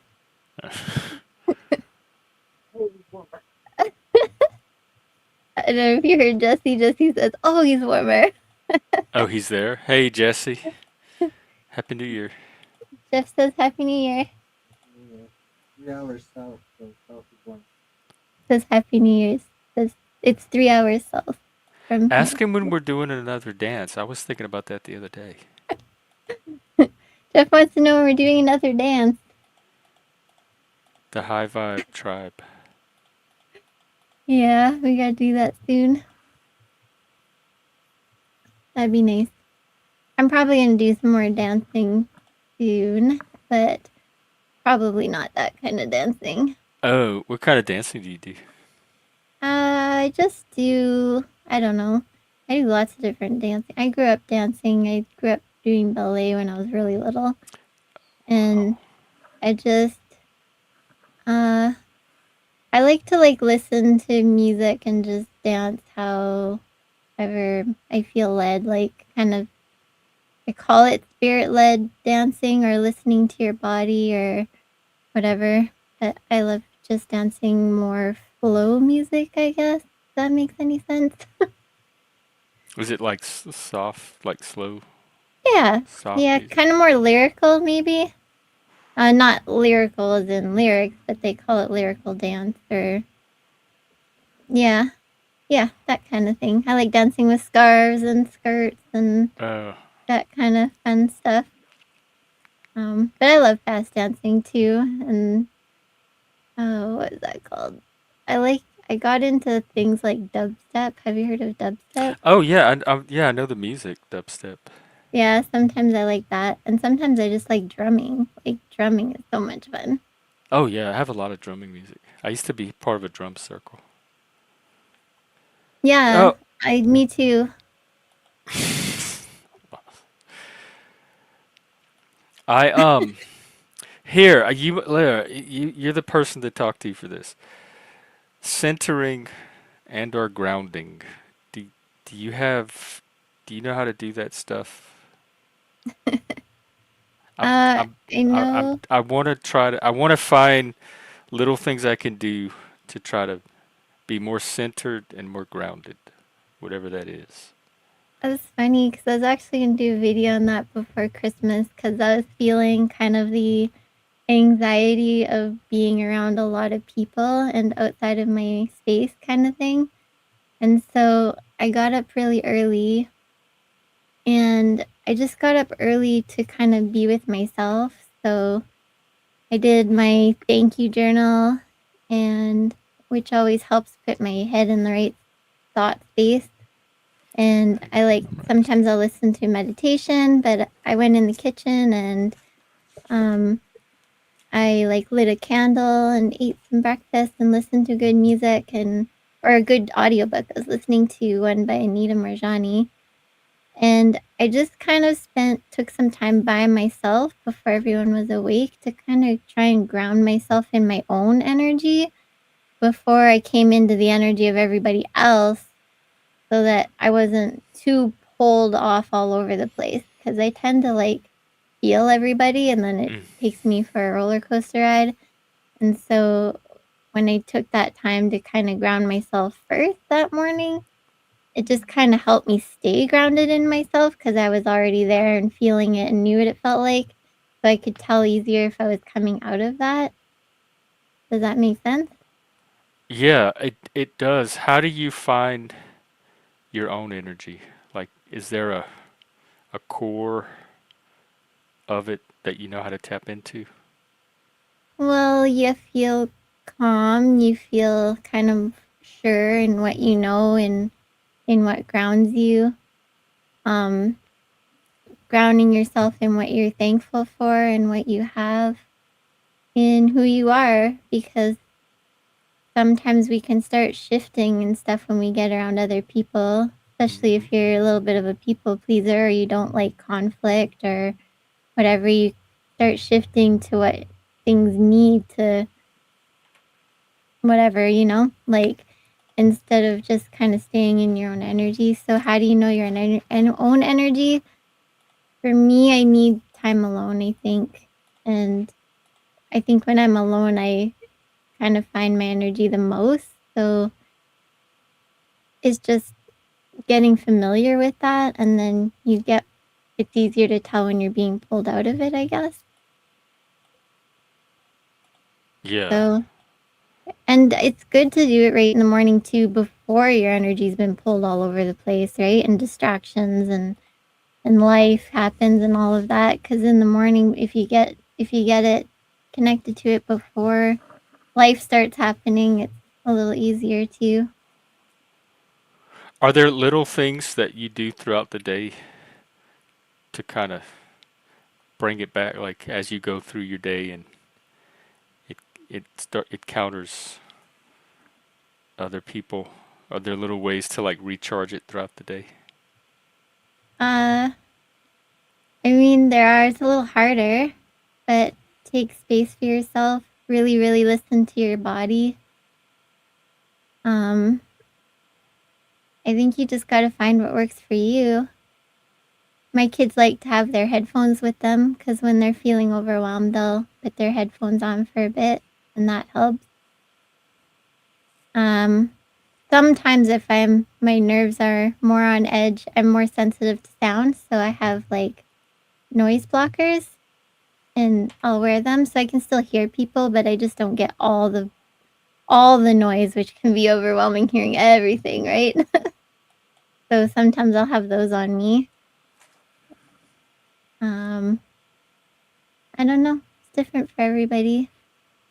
You got to find out what works for you. I'm gonna play around with that. I'm gonna try some of this, and the candle shower that Zephyr suggested the other day too. What's that? You shower in the dark with candles, and you imagine the water washing away your negativity, Yeah. and then it goes down into the drain, and it's all the bad stuff washing that. And then when you step out of the shower and like move the curtain back, you're stepping out into a new day, a new world, a new you. Can be very refreshing. That and a nap. A nap can often reset your energy I'm really, really really good well. at those. I've learned to employ those very effectively. Even just a 15-minute nap can help you reset your energy without wrecking your sleep too much the next night, as long as it's not too late in the day, obviously. But yeah, that's a really good way to kind of stop energy. And then when you wake up, you're restarting again. So it kind of helps. Yeah, my son came in and went downtown with some friends to watch fireworks, and he was a little bit way overwhelmed by all the people. Like you could tell he was just like, oh, so many people, right? And so it was really late, and he couldn't sleep even though he's so tired. And he's like, I think it's too late. He said, I think it's too late to take a shower. I'm like, go take a shower because you're gonna feel way better after, and then you'll be able to sleep. So he did that, and it kind of reset for him, and then he was able to go to sleep. So Oh, yeah, it totally works. Yeah, I used to like when it was really crazy, especially if I had lots of kids around me. That washroom, I'd just go hide in the washroom for a while and breathe. Just be like, oh, until I was like ready to come back out and take the million questions and toys and all the things oh. coming at me. Yep.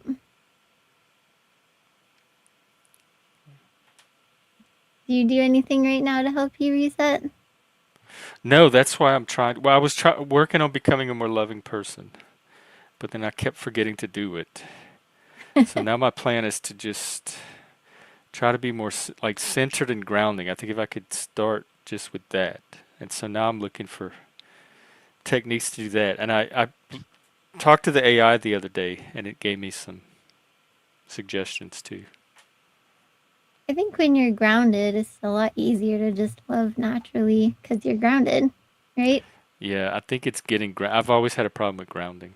My head stays out here in outer space in the clouds. Plus, I'm dissociated, and so it's Mm, very hard for me to like root in my body. yeah. Yes, that can be hard.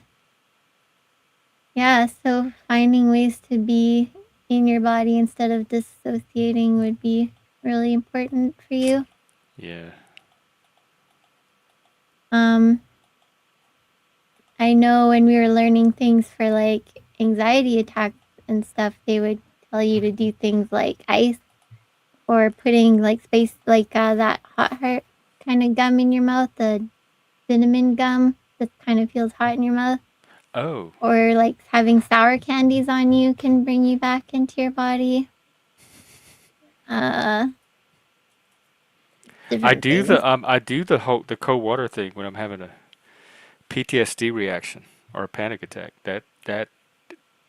That gets it Like under splashing control. cold Like, water in your face. yeah, I'll Yeah, splash the that's cold good. water and I'll get a cold rag or some ice or something, and I'll put it on the back of my neck or my forehead. And Putting cold ice on the back of your neck is a really good one. I have a special rag that I have that holds water, like so I could get cold water and wet the rag with it, and it stays cold for a while. And all that helps. It helps because it's a parasympathetic nervous system reaction, and so it helps it to, or sympathetic, whatever. It helps it to reset it back to the parasympathetic level. For myself, when it was really bad, I was being taught how to not fight it because if I fight it, it usually made the symptoms worse. So instead to like breathe through it and allow it instead of like trying to resist it and hide it, kind of helped it go through easier and faster so I could come out on the other side. So that was interesting for me because I was really good at like if I'm having PTSD or something, I would like hold it all inside. Like I wouldn't show anything as good as I could, but then it sometimes would result in me like passing out or something. So then I learned to like let it go, and then that helped a lot. Yeah, Yeah. sometimes it's scary to Oh yeah. not fight it, to give yourself over to it. Oh yeah. So scary. Yep. Definitely. Yeah. It can definitely be scary. Yeah, But like balance. And balance and flow. Like getting in a flow state, knowing how to yeah. maintain a flow state. Yep. And a flow state really comes from feeling good and like moving on inspiration, right? I was in a flow state the other day when got my McDonald's fries. And then by the time I got home and started streaming and all that, it wore off. Oh yeah. Yeah, but for a little while, for like half an hour, I was in a really nice flow state. And how do you know you're in a flow state? You just feel it. It's your body changes or your energy or whatever. There's some sensation inside of you. Feel more expensive, kind of, than like this, like I so felt good. less stressed. Or I was not that I wasn't stressed to begin. I felt I felt more relaxed, more comfortable. I was less like how you have your primitive brain and it's always in the jungle looking out for threats even if you're in a city around people. I Mm-hmm. wasn't doing that anymore. I was like I could just sit and be and not have to be in jungle mode at all. I could turn that part off completely. And I could just totally focus on the experience for what it is. That's awesome. I was um I was reading about how like if you grew up like when your brain's developing, um in more where you had to be in that alert state a lot more, different parts of your brain grows bigger so that you're more sensitive to everything going around you because you had to be safe, right? So then you kind of like your senses are really heightened, and that's why some people are like overstimulated easily and stuff if they grew up with that part of their brain growing larger because they were always having to be on hyper alert. I wonder if that applies to adulthood too, because I really, I really wasn't like that until I moved up here, and I've been in that state that what you're describing for the last 15 years, like constantly, because it's a hostile environment. So I am a different person up here because I'm always on high alert. I'm constantly waiting for a fight to happen or some kind of conflict or tension or Yeah, something to break out. But when I lived in New Orleans and Vegas and all those other places, I didn't think about any of that. I was comfortable. I could go about my normal life. I wasn't in because none of that. It didn't feel like a hostile environment. And so, after 15 years of being in that state here, I wonder if it's keeping my brain in that state, even if I don't need to be. yeah, well, Because as it a could kid, be. I didn't have a lot of anxiety. Like as a kid, my brain didn't have to develop that way. But as an adult, it was in those environments. But I don't know if that, like, if your brain's already developed, if it can still change. We're neuroplastic, so probably Yes, so. But then yeah, when I went to Louisiana, I was fine. Like all that wore off, and I was back to my comfortable normal. I felt normal. I didn't have all the stress I have up here. So just like that, my brain reset instantly to a healthy environment. And then when I came back up here, it took a little while, but eventually it started getting back into Washington State mode. Hmm. Did you feel like maybe the environment was different? Like maybe like sometimes I know if I'm with outgoing friends, I feel a little more relaxed because I don't have to like step out as much, right? Um, and maybe like in a crazier like environment, or you kind of don't feel like you stand out as much, where, right? Yes, you're right. Because Yeah. when I'm by myself, I'm under constant scrutiny here. Yeah. I stick out like this. But when my mom and my uncle visited a few years ago, and we were walking around doing stuff, I felt completely no. I felt fine. It's just like just having those two people around that were more like me made all of that go away. So it was I didn't even have to go to Louisiana. Just being around the right people here can have the same effect. But when it's just me, I guess it's like the herd, like the zebras all stand together so Yeah. that one individual zebra doesn't stand out. I guess it's kind of like that. And I'm like the lone zebra walking around with the stripes, and I'm the only one around. So I catch constant attention and scrutiny. Yeah. But then I have friends here too that when I'm around them, it's fine. Like people Good. not even from Louisiana. So it's just having the right people around, I think. Yeah. Yeah. So that could be why. Yeah. Yeah. Well, I'm working on it. I got to find some people. If I could take people from YouTube and just like zap them into real life when I needed to, all my problems would be solved. Probably they'd bring a whole new set of problems with them, but at least this problem would be solved. We'd all be awkwardly comfortable Yeah. for a while. Ooh, wait, what happened? There we go. I think my phone's busy. Yep. What do you have going on the rest of the day? Not much. It's like really cold here right now, so avoiding the outdoors. Oh, that's. Do you have? Is it warm? Do you have fire or anything? I wish I had fire. If I my next place, I hope I have a fireplace. Not just cuz it's nice, but I think for like it makes me feel better for safety reasons, cuz if, we ever lose heat or power or whatever, Oh for yeah. whatever reason, we can still kind of keep warm. I kind of have like uh, a couple emergency things that I can grab if I need them, but it just be nice to have a wood fireplace for sure.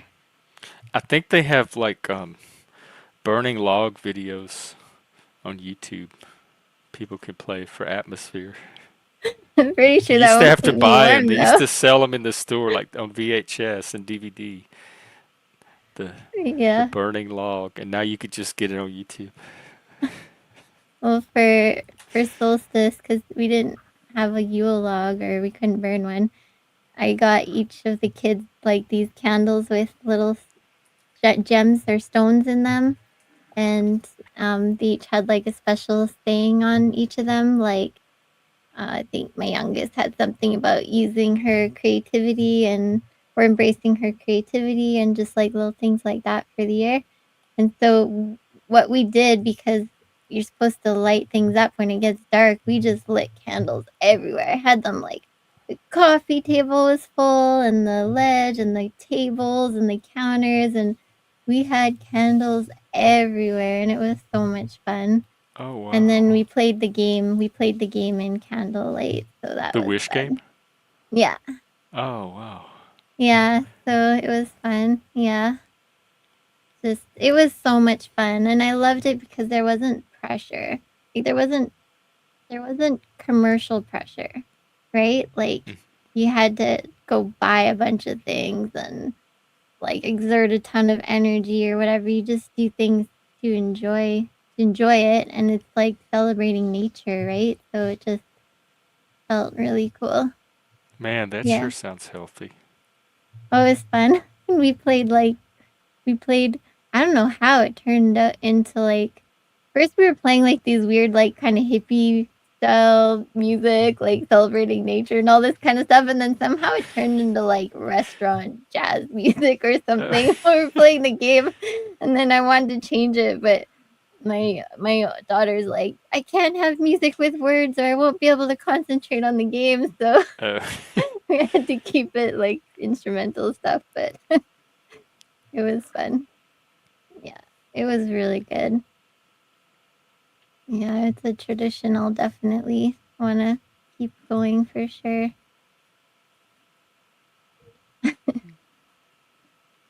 you have a lot of nature around you? I do. I have like the mountains, just a few miles, but I don't have a way to get to them. So I see them everywhere. I can look around me and see beautiful nature all over the place, but I Oh, have to that's find a way to cool. get to it. But even in the neighborhood I'm in, they have a few parks here and there, and in the springtime, it's just beautiful. The landscaping, the flowers, everybody's yards are so well done, and they come into bloom. So I love walking around the neighborhood in the spring and seeing all the plants and flowers. Oh, that's What is awesome. Chapmus?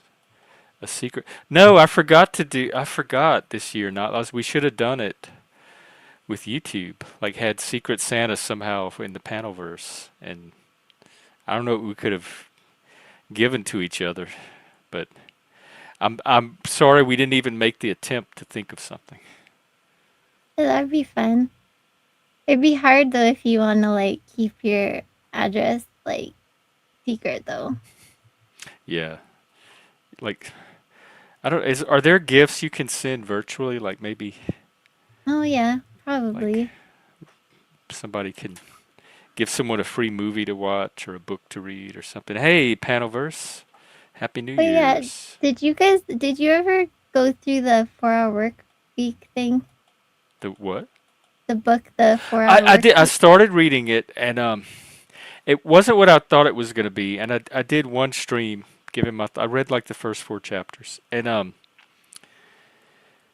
it was basically just him telling a story about his life. He wasn't really breaking it down into tips that other people could use, and it was about kind of like how to find loopholes in modern life to do things you want to do, and how to hack. So like instead of spending 8 hours in the office, you can tell your boss, hey, I want to take the day off to do this project. And then that frees you up for that day to go do some stuff that's kind of related to work, but kind of stuff you want to do at the same time. It was stuff like that. And it was about living like a millionaire, but you don't necessarily need the money. You just figure out what you want to do. So if like you want to go on this ski trip, to this fancy ski lodge, you just need to figure out how to get the money and the time to do that one thing. You don't have to have the millions behind it before you start living that lifestyle. And that wasn't really what I was looking for. I was looking for like how to actually build a real career in the modern world. Did Hey, you get untrackable. did you get to the like I got to the part where he was wanting you to make all those lists. Did you get to that part? Probably not. I don't remember him telling me anything They really get to this practical. part where he wants you to make all of these crazy lists, like of like I can't remember them all, but just like what you want, what your ideal something looks like um all the things you want big and little, like just listing them all off. Um he just wanted to make he just have comes to this part where he wants you to start making all these lists, and that's kind of where he lost me, I think, because it just I don't know. I Maybe I remember he need to sit used the down and try and do that. let me see if I have the book open. I remember he used that deal system, that acronym. Define, eliminate, automate, and liberate. But it was just a bunch of stories of like him or a story about a person he knew. But it didn't. They didn't tie together into anything. It's kind of Hmm. like being the Panelverse and just hearing random stories. See where it goes. No, I don't think I got to the list part because I don't see it. I don't recognize it from the table of contents. I Finding the think muse, testing the muse.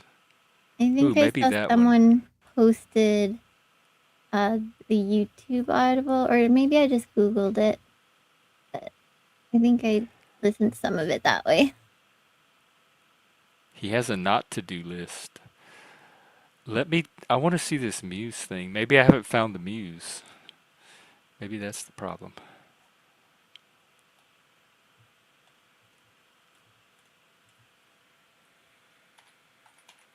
What are you looking at? Um, I'm looking in the book. I have it online. Go with the flow. That was one of them.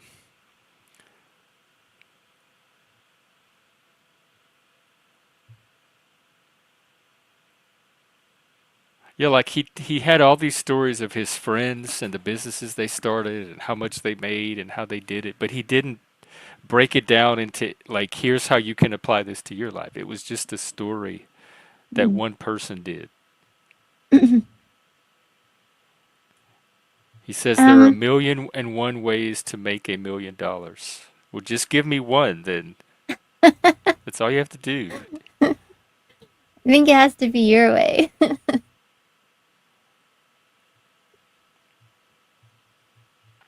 I came up with Step. like some cool inventions before, but never got to go anywhere with it because it was hard to figure out patenting and stuff like that. Have you ever had like a really good idea that you're like, this would be amazing, or a Yeah, big seller everything if I you knew do how I to think get is a it good off? idea that's going to be amazing. He says that you have to pick an affordably reachable niche market. You have to create a demand. You have to find your niche and create the market for it, and that's exactly what I tried to do with this channel and with my practice.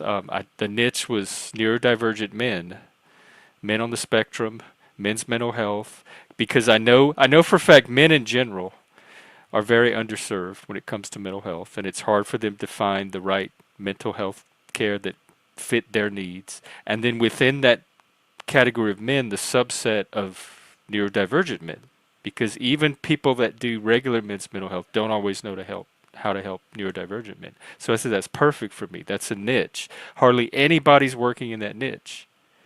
So I tried the niche thing, but there's no demand. Like it's definitely a niche, but I don't know where the demand is in the niche. And he's saying you have to create the demand. He says don't I create a product, find a market and then fill the needs of that market. And that's what I was trying to do. Start small, think big. Oh, here's some I questions. Which social, industry, and professional groups do you belong to? Have you belonged to? Yes, all my groups. I have a ton of groups I've been a part of, so I tried to draw on all of that. Which groups have their own magazines? Oh, that's interesting. Probably none of them.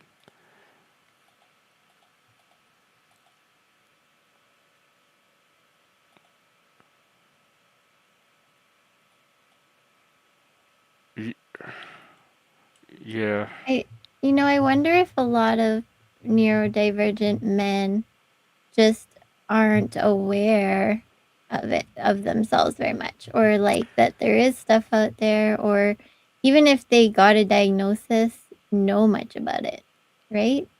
I think that is the case. Even a lot of people I work with, they know they're weird and different, but other than that, they don't know how or what that means Mm-hmm. or what to do with any of that. So even if they know or suspect they're on the spectrum or they have needs that are different from the norm, that's as far as they get.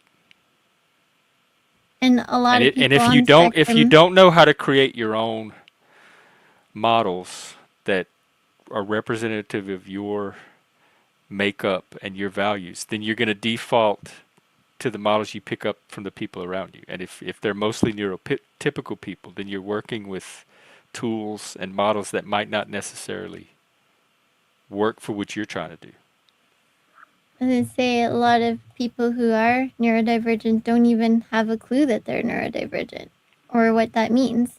So Um, I think a big thing, kind of like a thing kind of getting more popular out there, is teaching people about it, because people just don't know, like they're making little teaching clips about it, right? Like little like on Instagram, there's people more coming out like with ADHD things, and then people are like, "Oh my gosh, that's so me," or "I so relate," or "I didn't know that was ADHD," or whatever. So it's kind of people getting a little more educated, but I think with the male population as well, they're not taught a lot of that stuff as much as women tend to get into it, right?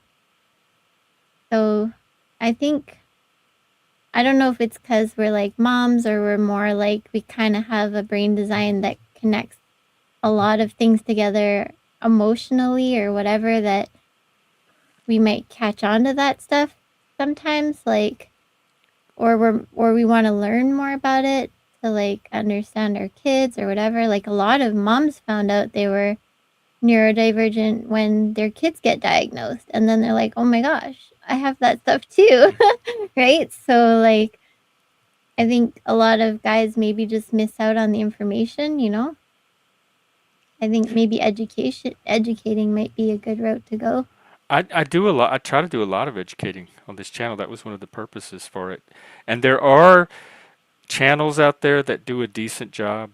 Like you said, they'll do little short content focused segments or clips on neurodivergence. But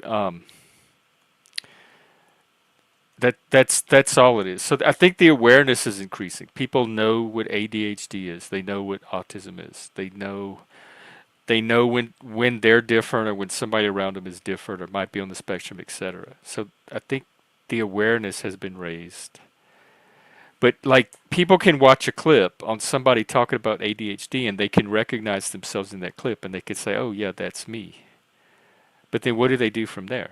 Like the people that are putting out the educational clips are not really you really have to individualize it. Like it's hard for a YouTube channel to tell any one particular person what they need to do with their situation.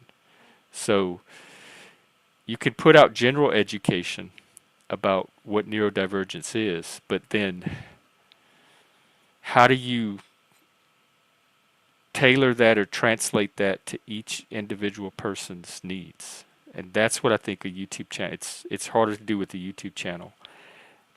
And so for something like mine where it's more of a dynamic community, people can come up and I can kind of get to know them as people and what their differences are.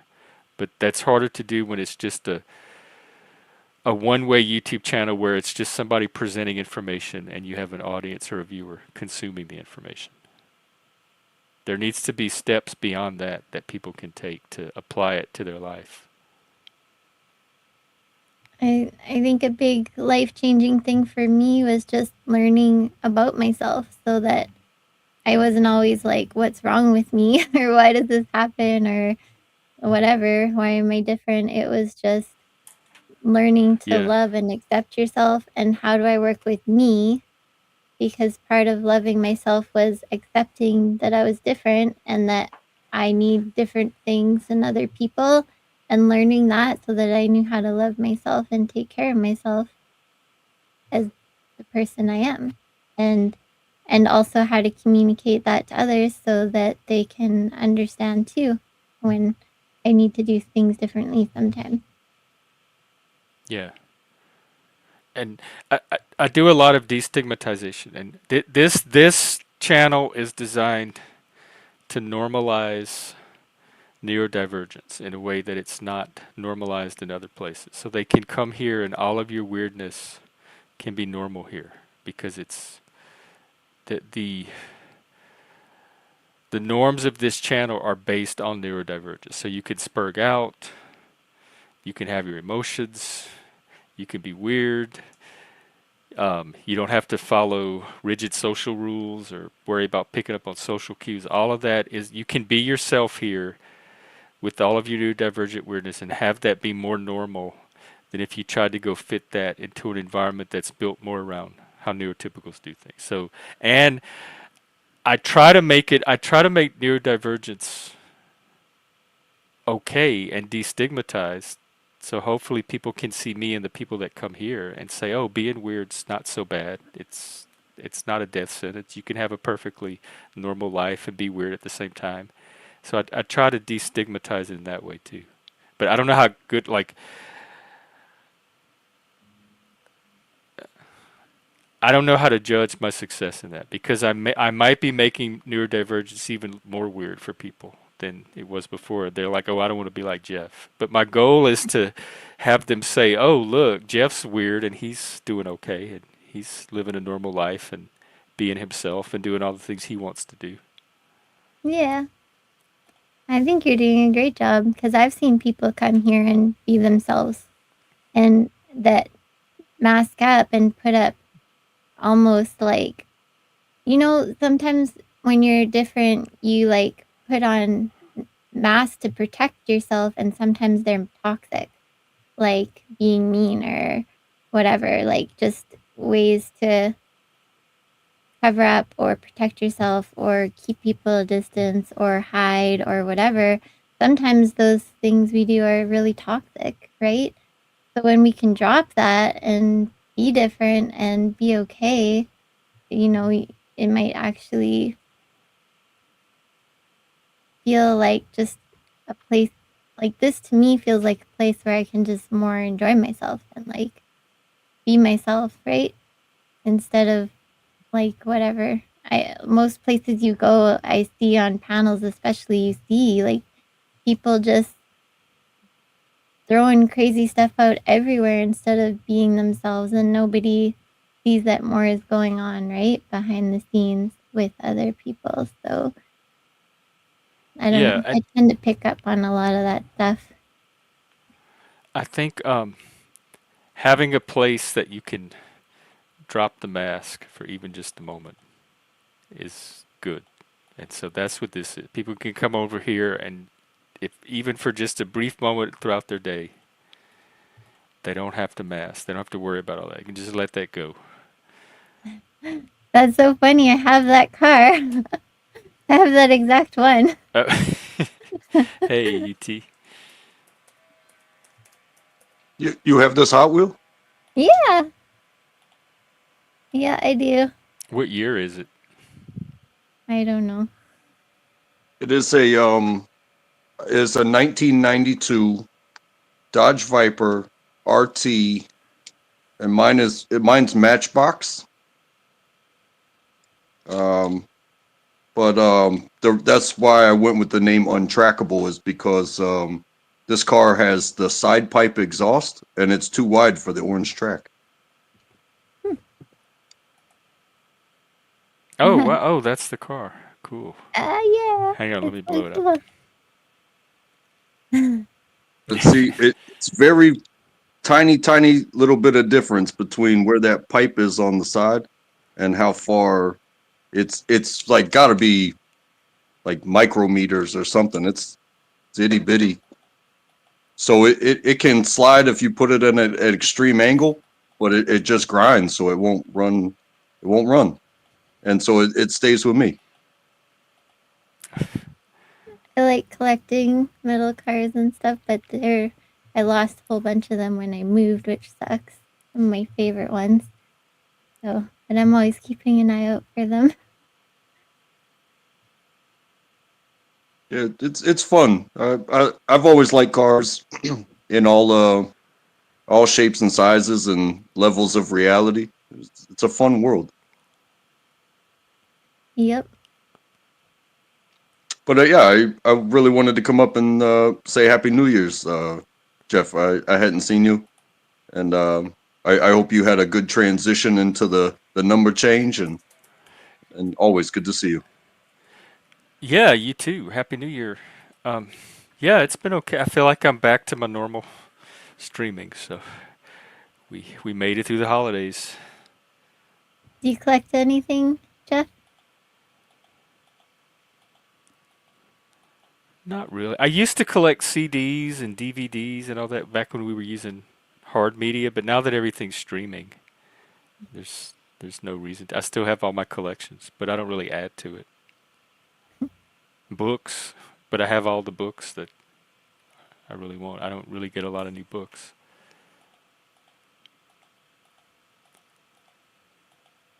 How about you? And I think I'm a bit of a, uh, I guess you could call it a collector, but it's not like I go looking for specific things that the, you know, the market determines to be valuable. I'll just be walking down the aisle and something will trigger me. Just, if and it'll be like, oh, I do that, and that one caught my eye, and I have 98 cents. Where you shop at 98 cents. Well, that's kind of been the thing. Hot Wheels have never changed in price except for like their special edition stuff.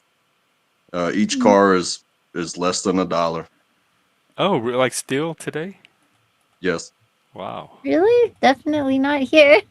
They're Oh, definitely more expensive here. I'm in Canada, but Oh, okay. And yeah, yes, I have they're been to some stores that they do their own markups to them. It might be $1.50 or whatever. But for the most part, you go to any Walmart and any, normal mainstream outlet and they're pretty strict at 98 cents. hmm, Unless you're getting something special and then God knows how much you could pay for it. I I collect too many things. Cars are one of them, but I like my favorite character is Stitch. I like collect Stitch stuff, and otherwise I love rocks and seashells and I have too much craft stuff probably, and oh, that stuff's oils easy to and collect. cards and The I stuff you love don't have to pay for. collecting natural health stuff because I really like helping people heal naturally. So I have lots of shelves of things like that. Yeah. Almost like artifacts, something tangible that you can have when you move away from home or when somebody's no longer with you in some way, shape, or capacity, but you have that artifact of their existence and your time together. Yep. I go on lots of um retreats and stuff with my kids. Like they're like nature retreats and drum circles and things like that. And we usually wind up making things at those with nature and like necklaces and feathers and headbands and so I have a lot of that I have hanging around my room too that we've made. One time I made a fairy circle. I was in charge of like decorating and stuff and I made like this fairy like at the end of the trip I had to take all the flowers and stuff I used and make a fairy circle and then I poured out the water and stuff from the different vases and everything and we ended off like a dance thing and when I came back just a few hours later a bunch of mushrooms came up and a mushroom like right in the center of the circle came up with only within a few hours right in the center and I was like oh my gosh and before we closed I asked the earth for like medicine and I never did anything with it but I thought it was so weird that it popped up right in the middle of my big circle I made so I Oh, took it wow. home and I have it dried out on my shelf just as a reminder but that's always fun things like that happen. That's pretty cool. Wow. Did you take Yeah, pictures? I did. I took lots of pictures. Yeah, I don't know where they are though. I'd have to go through a lot of pictures. I think I made a post. I'm mostly active on my Facebook, so I think I made a post there about it when I did it. I'm sure you did, not lies. I'm sure you did.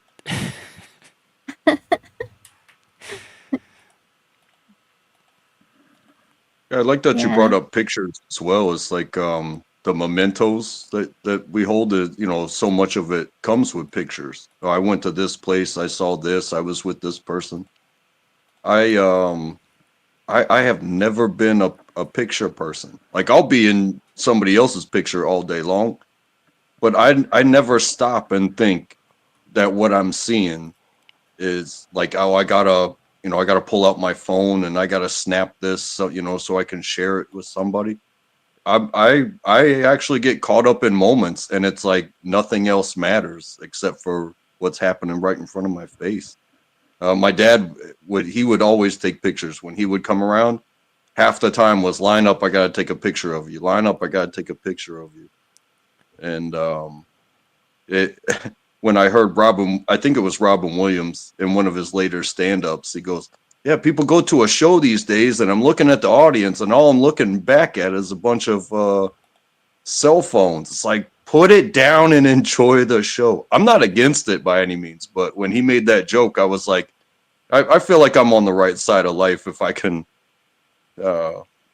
be with Robin Williams on that one. Like, I enjoy moments, and yes, it's always nice to have those mementos, but to think that I'm going to stop and interrupt whatever was so captivating that it got my attention is like, yeah, I'm just going to stay right here.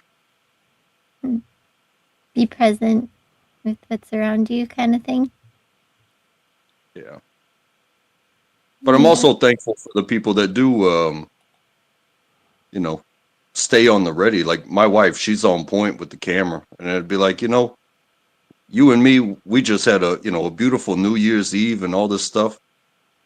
But thankfully, she is like a picture taker, and those, if she immortalized those moments outside of my brain. Like I keep them inside of my brain, and I will always smile because of them. But yeah, It's fun to look back on. It brings back memories. yeah, and you never know when you might wind up in a certain kind of way, and somebody uses that visual to bring you back. Oh yeah, I use pictures a lot. I used to sometimes I would turn them into jigsaw puzzles. Like I'll pick a picture from childhood that I'm trying to tap into that moment of, and then I'll make a jigsaw puzzle out of it. And then as I'm putting the puzzle together, I can get more. It gives me a chance to focus more and more attention on that one memory. Yeah, that's cool, man. You said you make jigsaw puzzles? Well, they have online sites where you could like upload your own pictures and it turns them into jigsaw puzzles. It's online jigsaw Okay, puzzles. that's And still then cool. so you can it gives you a chance to take a photo and spend a lot of time on the detail of it. It's funny too. Like we go on summer vacations. It's like a big family, so it's me, my wife, and my daughter, and some brothers and sisters, and sometimes our mothers come. And something for some reason we almost always do. We bring the board games from the house, but then we bring like a brand new like 1,000-piece jigsaw puzzle, and it starts to own the like the dining room table of wherever we are on vacation. And throughout the week, the festivities and the movements around, and it's not always about the jigsaw. It's not 100% about the jigsaw puzzle, but that's like an evening thing where we sit around and pieces get lost throughout the week, and it can a lost piece to a jigsaw puzzle can turn your whole world upside down. Frustrating. Yeah. Oh, My mom was like that. She loved those puzzles. I had one taking over our table all the time, and then sometimes she'd use that glue to like glue it all together so you could keep the picture of it. And she had like a whole stack of them that she collected. She'd get huge ones, like, yeah. She loved those Good kind of times. things. Yep. I remember that, and I remember I like looking at the family pictures because if me and my aunties and cousins and everyone would take well, mostly it was me and all my aunties and my mom and my grandmas, and we would all take pictures together, and we're all exactly the same height, and it's so funny just to see us like all like directly across from each other, the exact same height. We're all like these short people. Like no Uh, variations. oh, we look Like like you're all twins. munchkins. Yep. Yeah. I like looking back at family pictures. We had big families, so yep. Mhm. And most of my family's gone now, so then you have those memories forever, right? Yeah. We Yeah, I had have five. go ahead. I was gonna say we had 5 generations at one point, so we always took pictures every year before my great grandma died because it was my kid's great great grandma. So we had like that was so crazy. Passed away when she was 105, I think. So it was fun to take those generational photos. Yeah, that's living that long, that's a hell of an accomplishment, and to be there in the moment and be able to capture it. Like remembering it in your brain, but looking back on it, as far like I said about the artifact, um it can revive even how you felt just by walking past it if it's a picture on the wall, you know what I mean? And not many kids get to have a great great grandma. That was cool.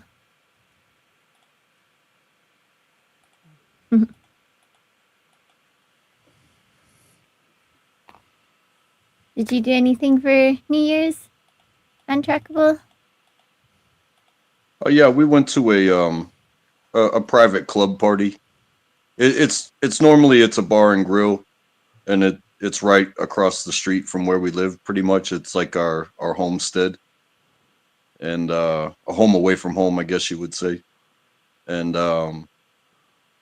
we've been up here about 10 years, and that was one of the first places we found, and it's a good community, and it it's just been a great place for us. I've gotten jobs from there. When I needed a car, I've gotten I've helped people move. People have helped me move. So much good has come from the idea of community in that corner place.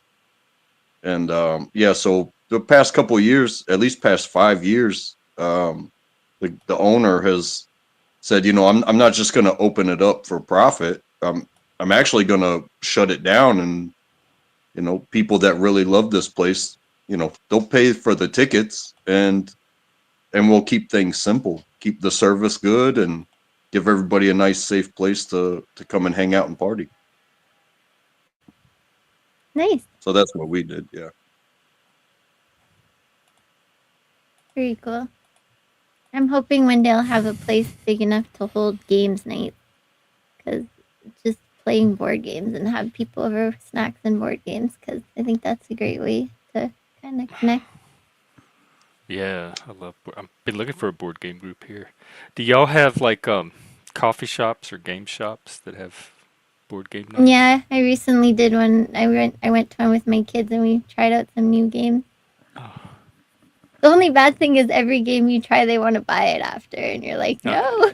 of course, yeah. Good for them. We have lots of games. Yeah. We've been trying to get some panel games going. There's a board game simulator on Steam and a couple of other websites, so you can play board games virtually online. We just need people. That's cool. We were even going to stream some of them. My kids made their own crazy version of Uno with all these weird rules, and we always go to my mom's house and play with her, and it's hilarious. We laugh our butts off. Those are the best games when you're laughing.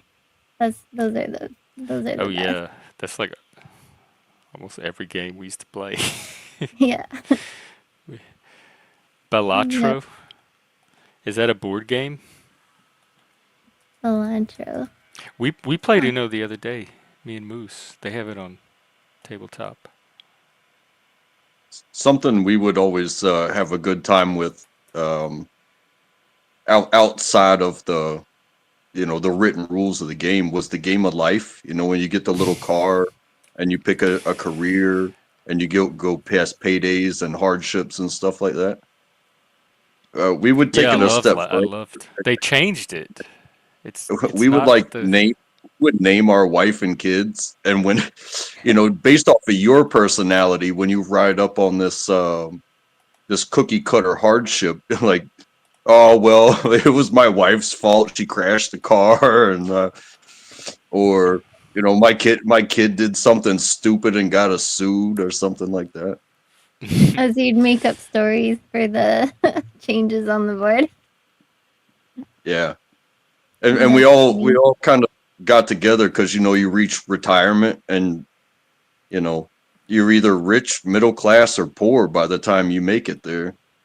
And we would all like give closing statements about our lives on the life board. That's awesome. It's just a way to take it a step further than just rolling dice and moving pieces. You know what I mean? Use that imagination. Yeah, they have that on tabletop too. Moose and I tried to play that one, but they didn't update it for the modern world because they still have pink and blue people that you can choose. There's only two genders, and they're color coordinated, and there's no third option. And so I was surprised that the woke didn't get a hold of life. But yeah, we used to have kids like coming out the car because they only give you six little holes, and if you have more kids, you have to just stick them in there. So you had like all these kids piled up on the cars, and they'd always fall off as you move them. I don't remember that. Well, maybe that could be like a new option. Like, by the time you have more than four, maybe at least one of them's old enough to drive, and you could put some dental floss to a second car, and you could wind Oh, up on two spaces at the same time.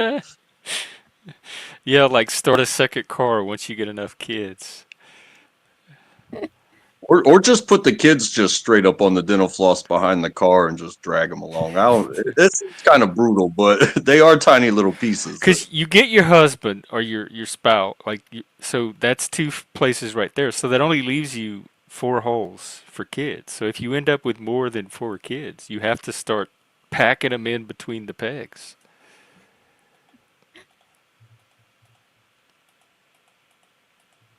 Like cut two of them's legs off and shove them in the same hole.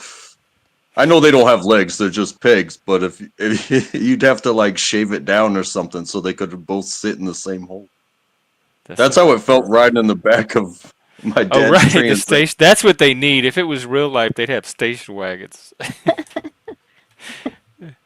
I remember those. That's what we had to have growing up with six kids. I grew up in the homeschool world, so like having 8 to 12 kids more was like so normal. And there's this one mom who had like one of those vans, like those big cargo vans, and it had like 12 seats in it or something. And as some of her kids turned to teenagers, she'd like pick up other moms and drive them to events and stuff. So I don't know how she never ever stopped wanting to have a baby. Like it was so crazy. They don't have station wagons anymore, do they? It's like all Suburbans and SUVs and Don't stuff they like have a that now. modern version of it? I thought they Do they have do. a Like it's not. Tesla Cyber station wagon? Let's see, modern station wagons. As far as I've seen, most of them are either coming on truck platforms like SUVs, or they're calling them crossovers, Yeah, or they look like cars with five extended. five. But there's something special about that station wagon where you could have two people in the front, sometimes even three people in the front if it had a bench seat. You could have maybe 3 or 4 people, depending on how big the people are, especially when you're talking about kids in the back seat. Hmm. And then the trunk would flip open and you'd have a rear facing trunk seat. Oh, the little seat kind of built into the floor that would you lift, you open up the floor and they'd have little two Yeah, seats. and the, And and the, and the yeah, we kids, call that was the backpack. You had the back, the front, the back, and the backpack. yeah. And the backpack was flat, so you could like just crouch in it or lay in it. But then if you wanted to, you could pull the carpet back and open up these two little seats that were kind of built into the floor of the station wagon and sit in there. Like a little conversation pit. And the one that I rode in when I was growing up, it didn't have a latch, because it was the before the safety trunk era. So even though there were seats back there, like everybody else could just open their doors and get out of the car. We literally had to wait for someone to walk around to the back and open it from the outside, and they would mess with us sometimes. We'd be climbing over the seats back. Wow, I'll just get out of your door. Climbing over the seats, and mom's not going to be too happy about that. Oh yeah, we were. That's how you got in the backpack. Really, usually you just went in through the back and you crawled over. And you had to Yeah. strategically place the kids because if you put the wrong kids in the wrong spot, they would fight. You'd have to keep stopping the car and switching them around so you'd make one sit in the front and one sit in the back so that they wouldn't fight. Hey, Yep. sometimes I found that in situations like that, we probably got in more trouble by having too much fun sitting next to each other.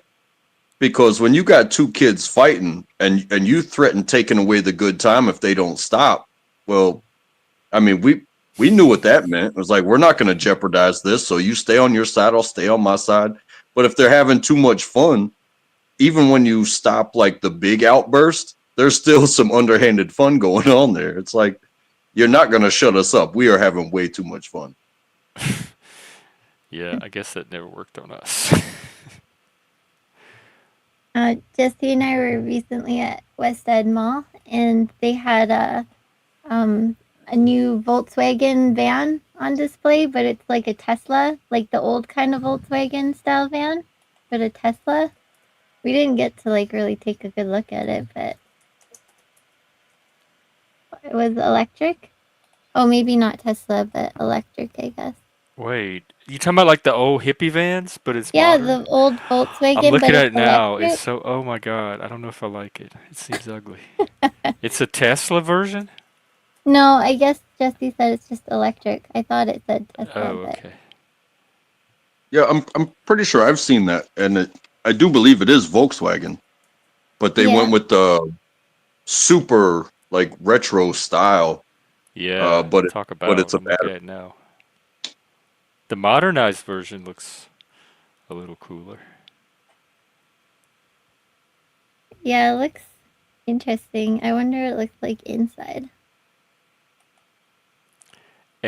West Edmonton Mall on Google. Yeah, Okay. it's just a great big mall. It used to be the biggest mall in the world. I Until the don't think Mall of it is anymore Americas. now. Or is there one even bigger than that? Wow! This does look cool. Hang on. I gotta show the audience. Hey, Vinny. What's up? 91,000. Well, Look at this they have a says pirate ship in it. $91,000. Yeah, it's a pirate ship in the mall, and you can like pay $5 Wow. and go eat on there, and so you don't want to sit in the food court with everybody. Oh And they used wow. to have submarines that would go around there, and they used to have dolphins, which they don't now. They have What they have a what is this like a ride? yeah, that's Galaxyland. They have a roller coaster that goes upside down, Damn, and this is like then they have the water park, the World Water Park. It's what? like a giant wave pool, and Damn. This is it's like a bigger than huge a Vegas mall. casino. Oh, they have the fake little cities like in Vegas. No, that's a hotel. So there's a hotel, and it has themed rooms. So Oh, check there's out real. some of the themed rooms. They're so cool. They have like space rooms Let's and see yeah, so hotel. used to be like the biggest. I don't think it is anymore, but it is one of the biggest Wow. hotel or malls in the world. Oh, look, you can sleep in pods. Yeah, I've never been in there or anything yet, but one day Oh, I like this one. be Look at that fun. hot tub. Wow.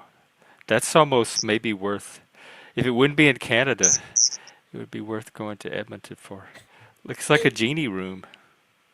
Jesse and I went there just to see on Boxing Day, and it was so crazy. It took us like an hour just to finally get a parking stall that was far away. An hour? Yeah, you had to like drive around until someone like leaves a spot because it was so crazy. Oh, yeah, I remember that.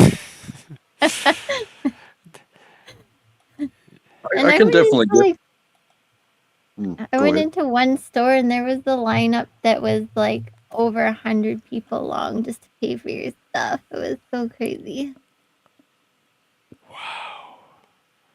I mean, the malls get crazy like that back home around Christmas, but that's about it. Mm. I You can even remember what malls meant to me when I was growing up, and I've never been to like a ridiculously big mall. Like they've got some big ones in big cities that I've been to, but it's just a bigger mall. Like it just had more stores, more took up more property. But I definitely remember going to like theme parks and stuff like that when I was young. And a mall like that, that's a vacation. Like you said, you can get a hotel in there. You yeah. can you can ride roller coasters. You can go to the water park, and Mhm. you just could spend like 3 days on vacation on a long weekend in a mall. But most of the malls that I've been to within the past years, um, it's not worth it to go there shopping. And definitely during the past 5 years, um, going out and doing things in public, um, especially for a higher price, all those places are just turning into ghost towns. It's just a big empty parking lot and a whole bunch of no good goes on You there. talking about the old malls? Yeah, like your maybe average city, just average mall. You know, it's got. Well, Brooke and I were going to go to the mall, maybe even this weekend. There's a mall here. We were going to go check it out and do a live stream from it because we want to find out if it's a ghost town or if it's still active. So we Now might that Okay. be able to Christmas do a is over, man on it the might street, be a man ghost and woman town. on the street report on the modern mall. Oh, you went on the roller coaster? What, are you the reason it's decommissioned? What did you do? Which roller coaster The at West End? yeah. I don't think it is. You can. I know it was like a long time ago. It shut down a few times off and on for maintenance. I think like a long time ago, like when I was a kid, somebody died on it. Like I think one of the carts fell off on the when it was upside down and people died. And after that, everyone was like terrified of it. But that was like a really long time ago. Hey, you might look this one up too. I don't think it's in competition for the biggest uh by any means, but I went to a place in South Korea called Latte World, Latte World, and it's like a mall. It's like that. It's like a mall slash amusement park. Oh, Yeah, it looks like a Disneyland. Let's they see. have everything there. They have like bowling, glow golf. They have golf in the middle of like the mall. Oh my God. Ooh, Where's that? that's the one in Korea. Wow. And It's like a Disney I was castle there or a long something. time ago. Probably 15 years ago for that one. Okay, this would hurt my eyes if I had to walk around all day and look at all this. Oh, wow. Wow, it looks like, is it like an outdoor mall? Or is it a theme park? Some of these rides look fun. Well, most definitely, my experience was more indoor. Um, what they've done to it since then, I really can't say. But it was a fun day for me and some friends. That roof, like the glass roof, is kind of like the one in West Ed too, where the Oh, water this one park has an is. ice rink too. Yeah, we have an ice rink as well. Big You ice know, rink. people complain about how miserable the modern world is. Look at all this. Like, when in human history has a civilization had all this cool stuff? This is amazing. And something that's kind of helped me. I don't necessarily consider myself like neurodivergent. I think I'm more on the normie side of what you've described, Jeff. Uh, but I am kind of in a way divergent from like on one. If something's planned and I'm planning on being with somebody and going and do something, I'm cool with it. But when unplanned things happen, I tend to like lock up and not know what to do. Mm. But days like that, going out there, knowing who I'm gonna be with, like we just kind of stay away from everybody else and do our own thing, and that made so much of trips like that so enjoyable. Yeah, you could just kind of go with the flow.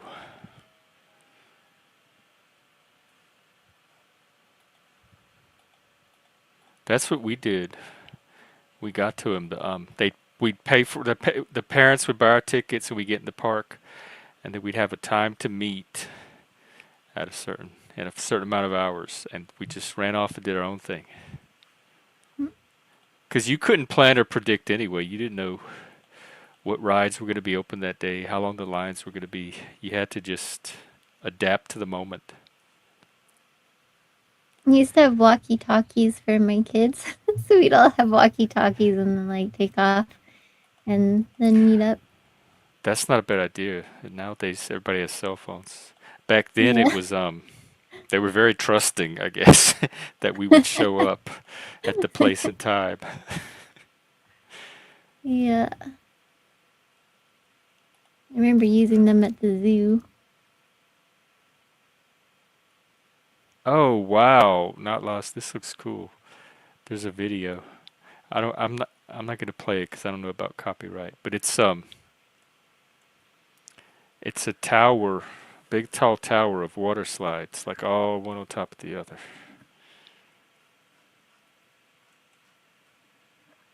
Cool. Yeah, I'm a bit of a water freak too. Like I probably went off. I lived in Dayton, Ohio, so we would go to I could Kings probably show Island, it on which here. is a theme park, and it had its traditional theme park with roller coasters and stuff like that, but then it had the water park, and I went off the tallest straight down water slide before I ever went upside down on a roller coaster. 'Cause I'm just a water freak like that. Oh yeah, those are fun. We had those too. The water Is that parks. real? Looks That's what I'm thinking. virtual. It looks like Yeah. Yeah, semi-virtual. it looks virtual. Okay, it is cool though. Do you imagine getting stuck in one of those slides?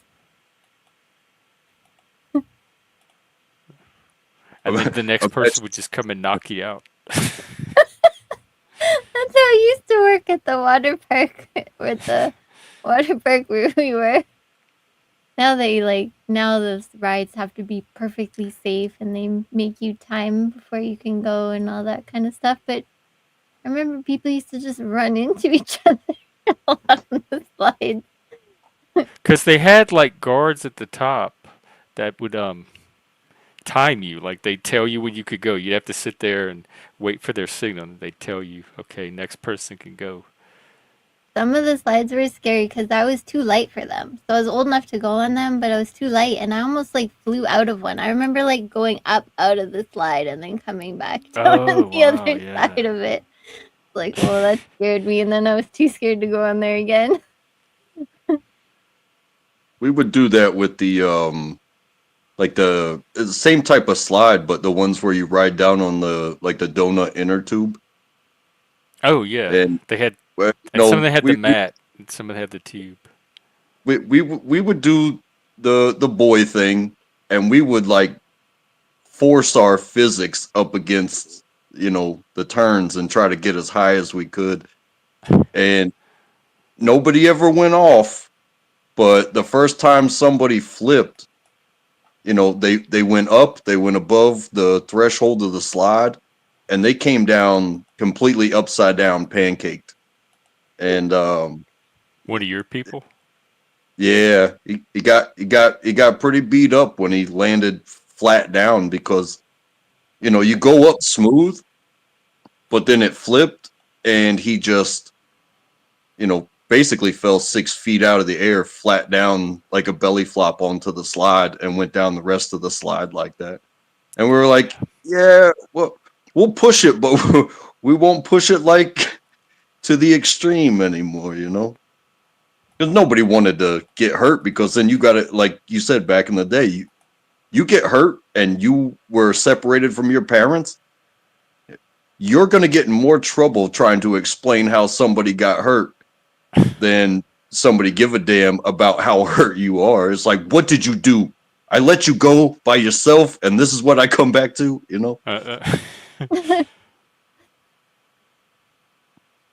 No, I guess it depends on the parent. Yeah, Oh, we managed with 6 kids. We managed to avoid getting hurt, and many, many, many trips.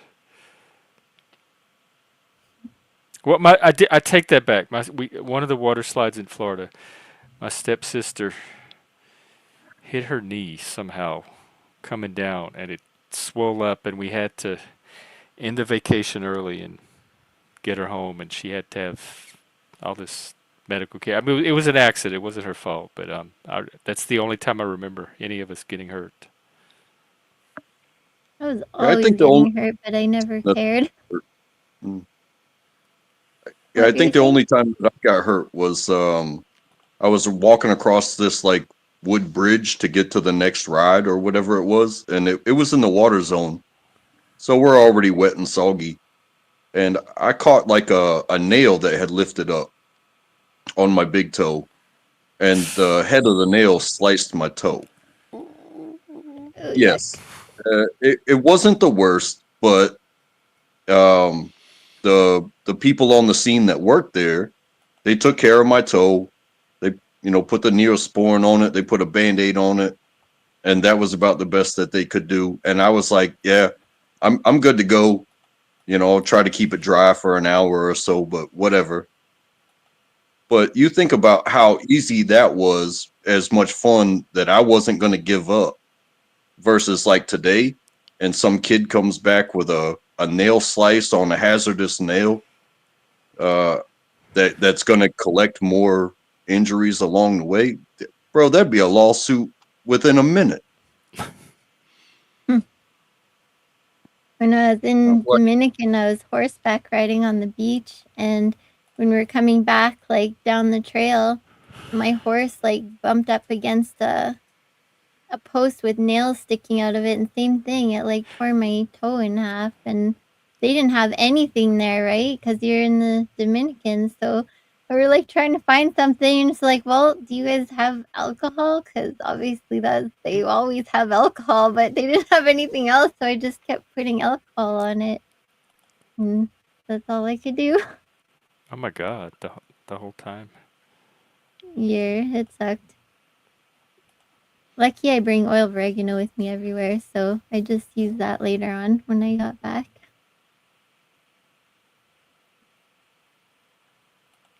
Yep. Yeah, I got hurt plenty of times at home playing outside and stuff, but traveling somehow we all managed to stay pretty accident free, which I guess is good.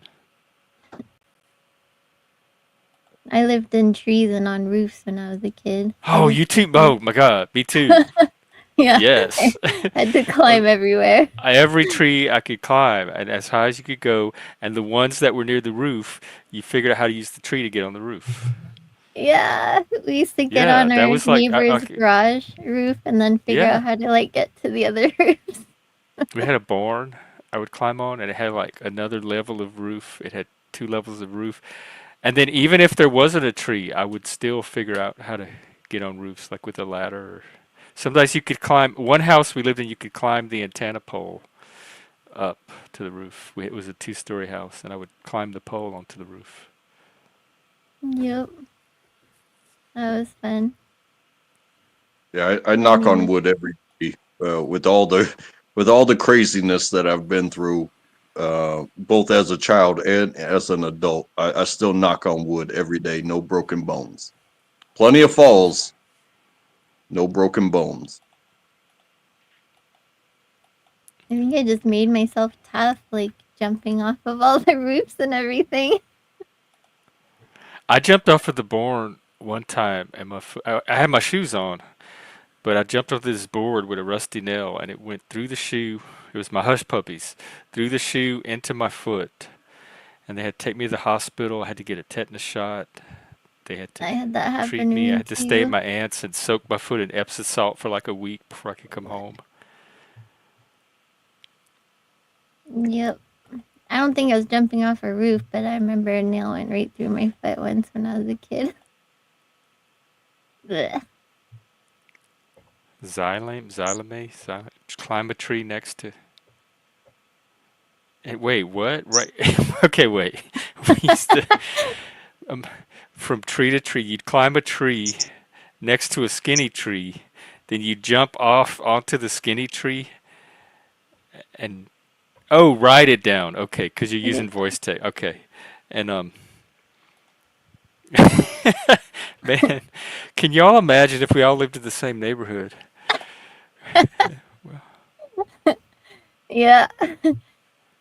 I also loved forts. So like when you're climbing or going in spaces or whatever, any space you'd find, just turn it into like a secret fort of some sort. Oh, we did that. We would play. We'd have to get all the way around the house without touching the floor.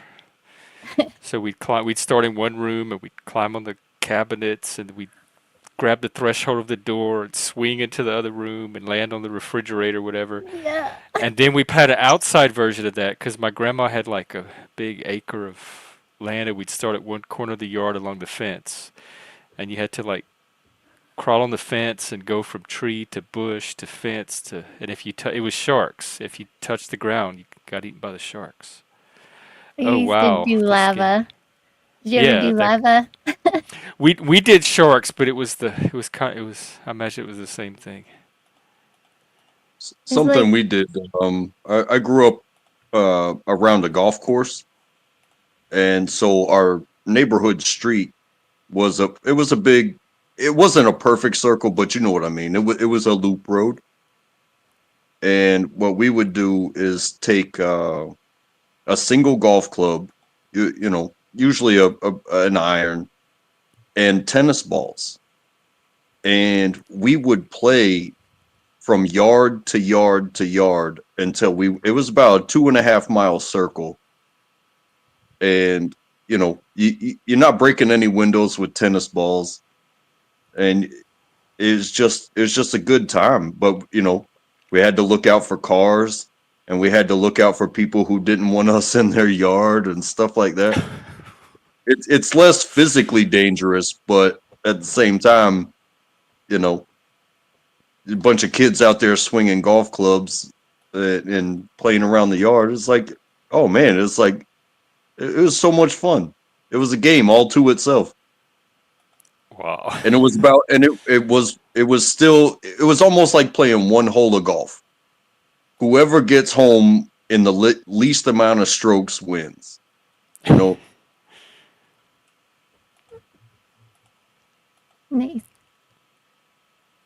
What's a quinzy? Is that a Quincy? Canadian thing? I don't know. I've never heard of it. I've heard of igloos. I made an igloo when I was a kid a few times. Oh, 'cause y'all had snow. Oh, it's a Canadian snow shelter. Oh, it's just like a pile of snow with the hole in it. The igloo? The quinzy. Oh, it sounds like an igloo. Yeah. Oh wow, these are actually cool. Yeah, it's a less structured igloo. It's not with the blocks, but look at what some of these people did inside. She got lights inside of hers. This looks cool. Oh, very cool. Yeah, it's just this thing. The Okay. Quincy Pretty close kids. to an igloo.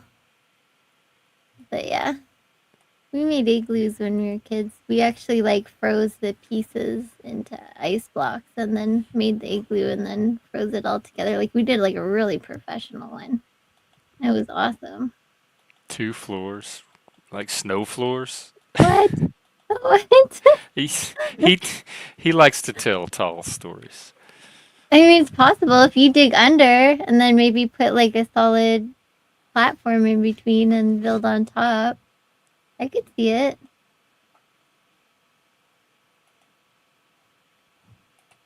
I mean, Yeah. it's like using mining principles. Like if you keep your pathway simple, the structure can hold itself up. But if you start testing limits, that's when you need to start bringing boards in and steel and all that to prevent the collapse, because we all know what that looks like. Oh yeah. I've been collapsed on. And then you have to find a way out. And but luckily you start small and then you get better and get bigger at it. Oh yeah, Philip, they Like, had one in what? Vegas. I never got to go to it, but they had one. And my mom and her friends went to one in Germany or Sweden, somewhere in Europe. She got to go to one. To me, it's too cold. I don't know if I'd want to go in there. It's too cold. I hate cold. I'm miserable when I'm cold. I'm at my worst in the cold. If you don't like me now, wait till you get me in a cold environment. You're really gonna not like me. Yeah. I'm not a fan of cold either. One of But those they kids look that cool. always turn purple. In fact, let me see if I can find some pictures. I've seen on TV before one of those ice bar things. They look pretty cool. Hey y'all, I'm gonna head out. It was good to see you again, Jeff, and nice to meet you. You Um, too. oh, I can't see your name. Angeline, yes. You have a good Y'all night. have a wonderful evening, and I'll see you again sometime. You too. Take care. Have a great rest of your day and a good new year. Yes, sir.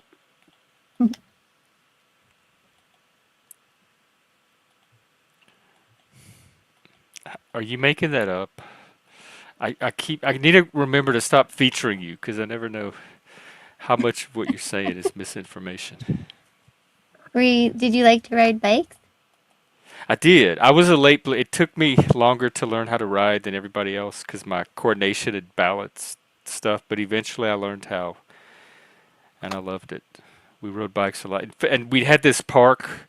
They would take us to this campground. It had some hilly roads, and we'd go up and down the hills. I love that part. Oh, did you ever like ride anything down the stairs? No. No, we used to pull like couch cushions and ride them Oh, that downstairs, kind of or like stuff. I don't know. I don't think we did really. We only had one house that was 2 stories that even had stairs, and I don't think mm, we thought to do that. We yeah. thought we did everything else, but I guess we missed the riding down the stairs. We did have a 4-wheeler at one time that we would ride around, and we played this game where the driver would close their eyes and the passenger would navigate them. And so we were always running into things with the 4-wheel. My grandfather had a grapevine, like a wooden archway structure that he had a grapevine on. And I remember we plowed into that and took it down with the 4-wheeler, playing this game.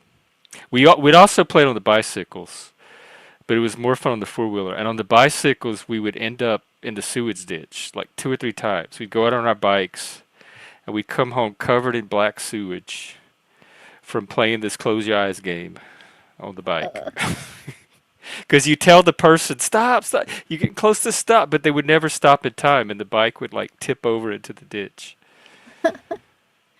That reminds me once I was riding a quad and we were going down this steep hill and the quad like flipped. So it hit a bump and it flipped and it went over me, thank goodness. But the bad news is it went into a pond and then we had to get it out of the Oh. pond.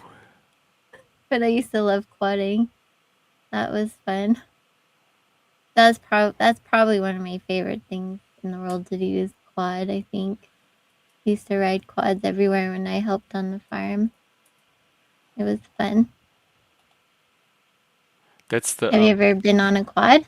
I think that's the same as a four-wheeler, I think. Is it? I was wondering if it was. Yeah, because they have, and I think they had three-wheelers and four-wheelers, and I think one of them they made illegal, maybe the three-wheelers. And we It's had a trike. four-wheeler. The But a three-wheeler lot is of kids trike, had I three think. wheelers, which is like a big motorized tricycle. But we had the one with the four wheels. Or did we have the three wheeler? I don't remember. No, I think it was a four wheeler, which was a it's probably what most people call quads because it's the four wheels. So yeah, that's what we would use when we play this close your eyes game. Wow. Yeah, I used to love trikes. My friend and I used to help her dad put on trike shows at West Edmonton Mall. That was fun. We got to see lots of cool trikes. And then I was really Yeah. young. My favorite toy was the Hot Wheels with the that you would pedal, and I'd pedal it up and down the driveway and all over the. I'd take it down the road a little bit and get away with it. Mm. Yeah, that was pretty much my childhood. Bikes and climbing things and forts and Playing bugs. with the I don't neighborhood know why I kids. had an obsession with bugs, but I used to love finding bugs. Oh yeah, we would do insect. I'd do them for school or Boy Scout or something because I remember they had the. My mom worked at a hospital, and she could get the cotton balls with the formaldehyde that you put in the jar, and you'd catch the bugs with the jar, and then you close the lid, and the formaldehyde would kill them. Whoa, And then you'd pin them on the board, and you would label them, and you'd take it to school, and then you'd get points or a grade for it. that's And I would do cool. leaf collections too. Yeah, I did that too. I used to we had a parking lot at the end of our block, like from this church, and it was gravel. There was tons of grasshoppers there. So I was always collecting like tons and tons of grasshoppers. One time I collected a big jar of them and tried to hide them in the basement because they weren't allowed in the house. And they, of course, got out and they were all over the basement. And that was a bit of a nightmare. Yeah. No, I never killed them though. Oh, hey Shelby, well you had to kill them to turn them in. You had to pin them to the like a piece of cardboard or something. That's funny. Well, I'm glad you won or got lots of good marks for that. And we'd catch dragonflies. That was another thing we Oh liked to do, where yeah. you wait for their wings to lower and you'd sneak up and grab their tail. But then we'd let them go afterwards, and you'd grab their tail, and if you did it right, you could catch them before they flew away. And then they had the pinchers, and you could put them on your hand and let them pinch you a little bit, and then you just let them go. Oh cool. That's cool. I gave each of my kids a bug. So my youngest is a ladybug, and my son is the dragonfly, and then my daughter's the butterfly. Oh, I'd never ever have the nerve, I think, to get a tattoo, but if I did, I'd probably get like a blossom branch with those three bugs on it. That's what I would do oh, for oh my kiddos. yeah, Yep.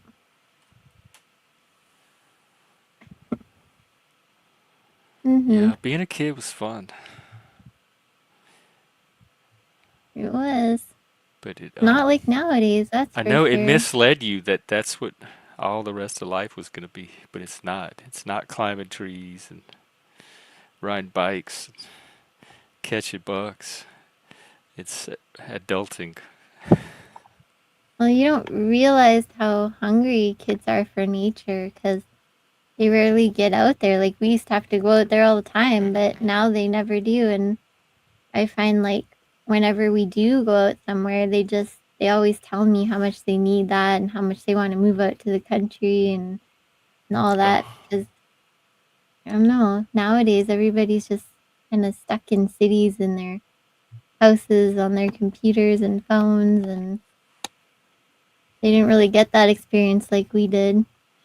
I think we were Gen X was the last generation to grow up outside because even the kids in the country now are in front of their computers or their screen. They're not spending nearly the amount of time outdoors that we did.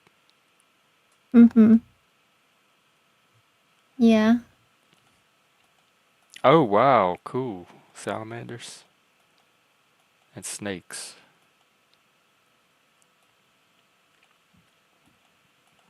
Do you have a lot of poison bugs where you are? I don't know if we have any poison bugs. Shelby, do we have poison bugs here?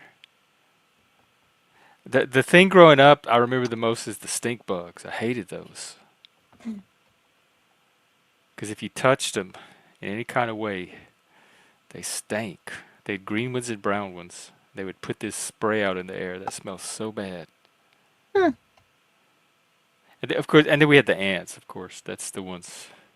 Oh, I do remember one time I was playing out in the pasture, and there was this old rusted machinery that had weeds growing on it that I was playing around, and one of those big, giant, fuzzy hornets, like with the green and white, green and black stripes.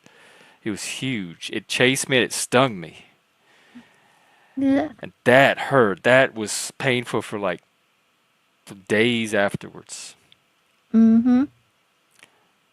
Yep. And Those you know, we had things. the occasional wasp. I've been stung by wasp, bees, but the hornet was the one I remember the most. That was wolf spiders. Are they poisonous? Let me see.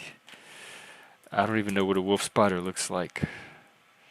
There's a spider that used to hang out in my room because there's webs all over the place.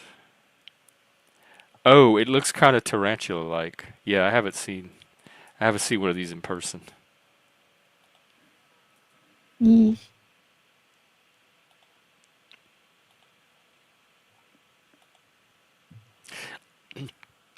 Yeah, they in Seattle they actually have a company.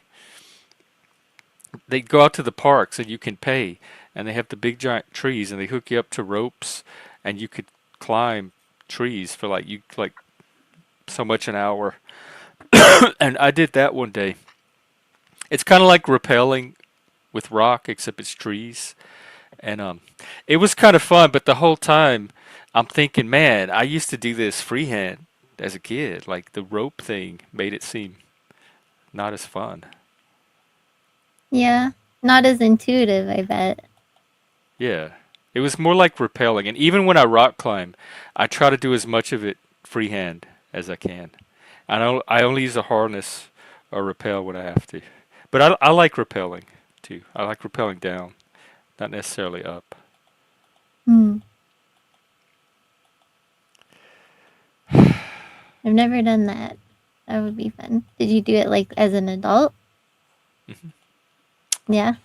Yeah, and That sounds cool. outdoors. Well, I've done rock climbing in a gym, rock climbing gym, but outdoors on the side of like cliffs or flat faces of rock. I want to try a zip line sometime, like in the Me mountains. too. I've Yeah. tried one over the water. Some of the water parks have them, but I want to try a real one, like over the I think jungles. I did one at my water park before. I think I did. Now I have to try and It was remember. real violent. Like when you hit the end and that pole, it you hit it with a force, and it kind of like knocks you off of the Yeah. little handle. But Seattle at one point was thinking about running a zip line from like the Space Needle to one of the neighborhoods at the top of a hill as a travel option, like as a public transportation option. Huh. But voted it down or ruled it down. But I was so excited that we might get a zip line for a while. Nice. Oh yeah, Yeah. the brown recluses. We had those in Vegas. What's that? It's a spider. Ooh. It's a the black widow and the brown recluse are two of the poisonous spiders here in the U.S. We had black widows in Vegas too. My And mom the was brown recluse, I terrified. think it has an hourglass on the I know the no, the violin shape on Hmm. its back. Oh. And the Oh yeah, I think I know what you're talking about. black My widow mom I was think has the terrified of hourglass. spiders because when she was little, I guess her brothers like tried to torment her by filling her bed with spiders once, and then she got What? like tons and tons of spider bites all over her. And so growing up, my mom was so scared of spiders all the time. She'd like panic. So I grew up having to kill them because I thought my mom was like gonna die if I didn't kill it. So I was like, it was like a war within myself because I was so scared of them because my mom was scared of them, but yet I always had to kill them because otherwise I thought my mom was gonna like pass out or something. So I learned to kill them, and eventually the scared part just went away because I got good at getting them for her. So My God, that seems sadistic. yeah, oh yeah, it was my mom grew up in a crazy world, that's for sure. Yep, I think she's getting better now with them.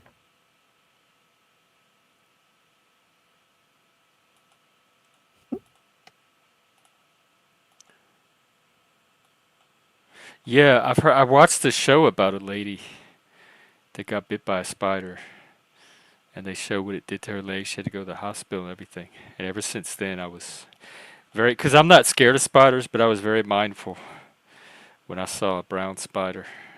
I didn't want to take a chance. We don't have poisonous spiders here, so that's good.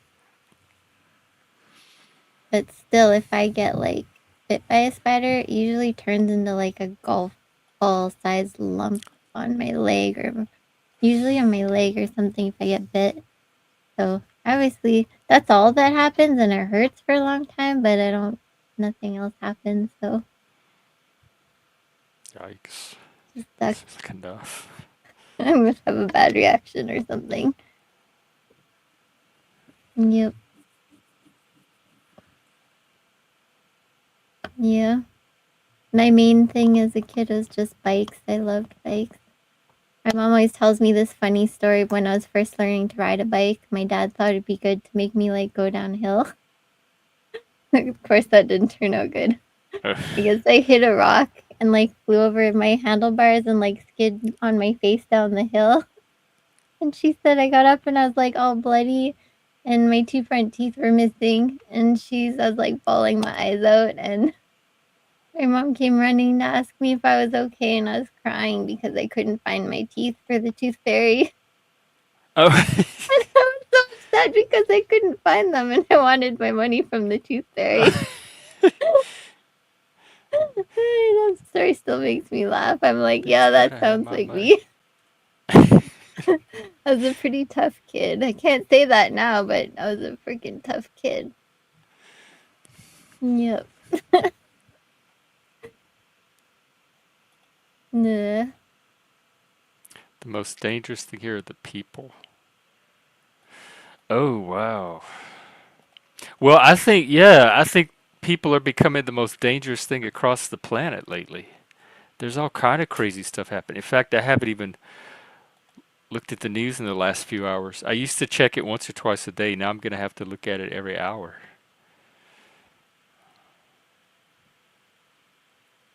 Yep. Yeah, So see far, scary things popping up. nothing new yet. They're in Calgary. There's a bunch of guys like smashing in the mall there. There's a bunch of guys smashing people's the jewelry cases with bats and stuff. And there was just one security guard, so he's just standing outside on his communicator. And everybody's just kind of standing around, like nobody's running or yelling. Everyone's just kind of standing around doing their thing. And somebody kind of yells out to them, "You guys know you're idiots, eh?" Like some guy in the background, and they just take stuff and ran off. And then I don't know what happened. I'm assuming they got caught, but here we just kind of think that stuff is retarded. My God. Hey, Puffy. What's up? I don't know. I'm not a doomer, but I'm getting worried about the world.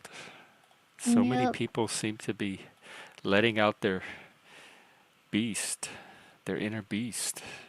The more stressed out people are, and the more people are lacking their basic needs, the more ugly things come out. That's for sure. A lot of people struggling right now. Well,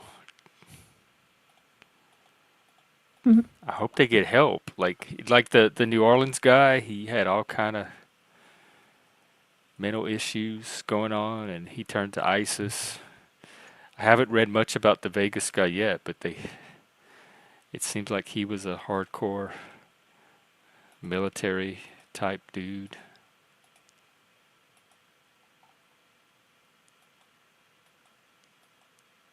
Who's Biff? I don't remember Biff.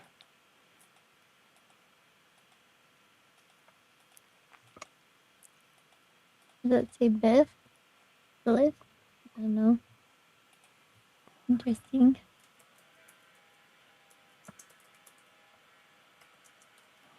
you have any new books on your list that you want to read? Um, no, not new books. I keep reading the same books over and over and over. There is a book that I wanted. I forgot. I hardly ever order a new book, but there was one recently that I thought about getting. Oh, Thurston Moore. He's a rock musician I like. Wrote a memoir about late 70s New York punk scene. And so I was wanting to read that one. I think that's the only new book I would probably read. If you like you might like a book called Atomic Habits. It goes into the Oh, science of yeah, creating you new told me habits, about it. I think. Yeah, we talked about it. Let's see. For me, I've only started it, but it seems like more learning and science based and or like study based, I mean. So it gives you practical tools you can apply to try and work in new habits and stuff, which I kind of like more. Yeah, about habit change. That's some of what I do as part of my work. So this might be a good one to look into. Cool. In fact, I'm looking at it now.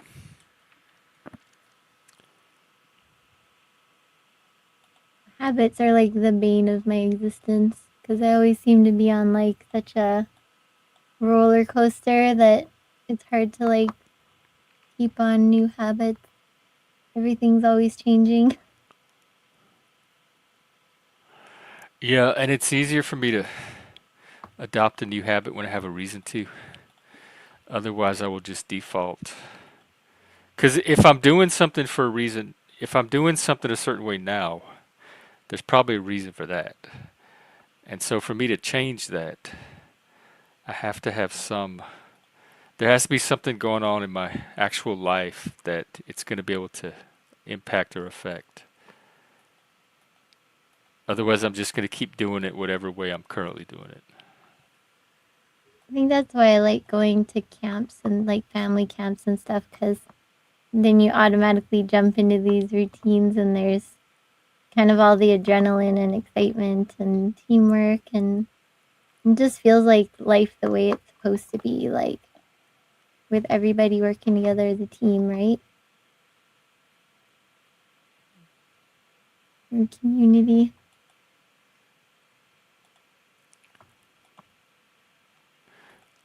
Let's see, he talks about accountability partners. I always wondered about that too, getting an accountability partner, but I've tried a few times, but it never seems to work out. It's not going to work for me either. I mean, if I'm going to change something, I'm going to change it.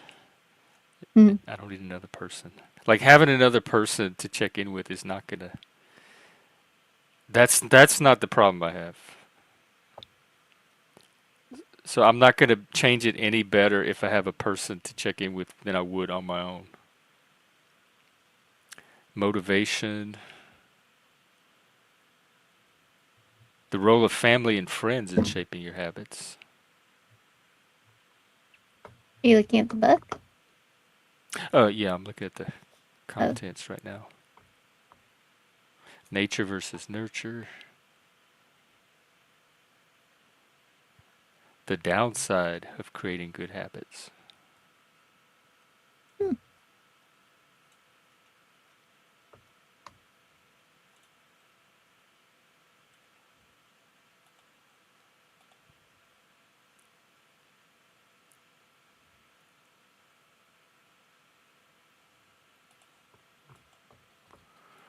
Richard Kadri, Sandman Slim. I don't know him.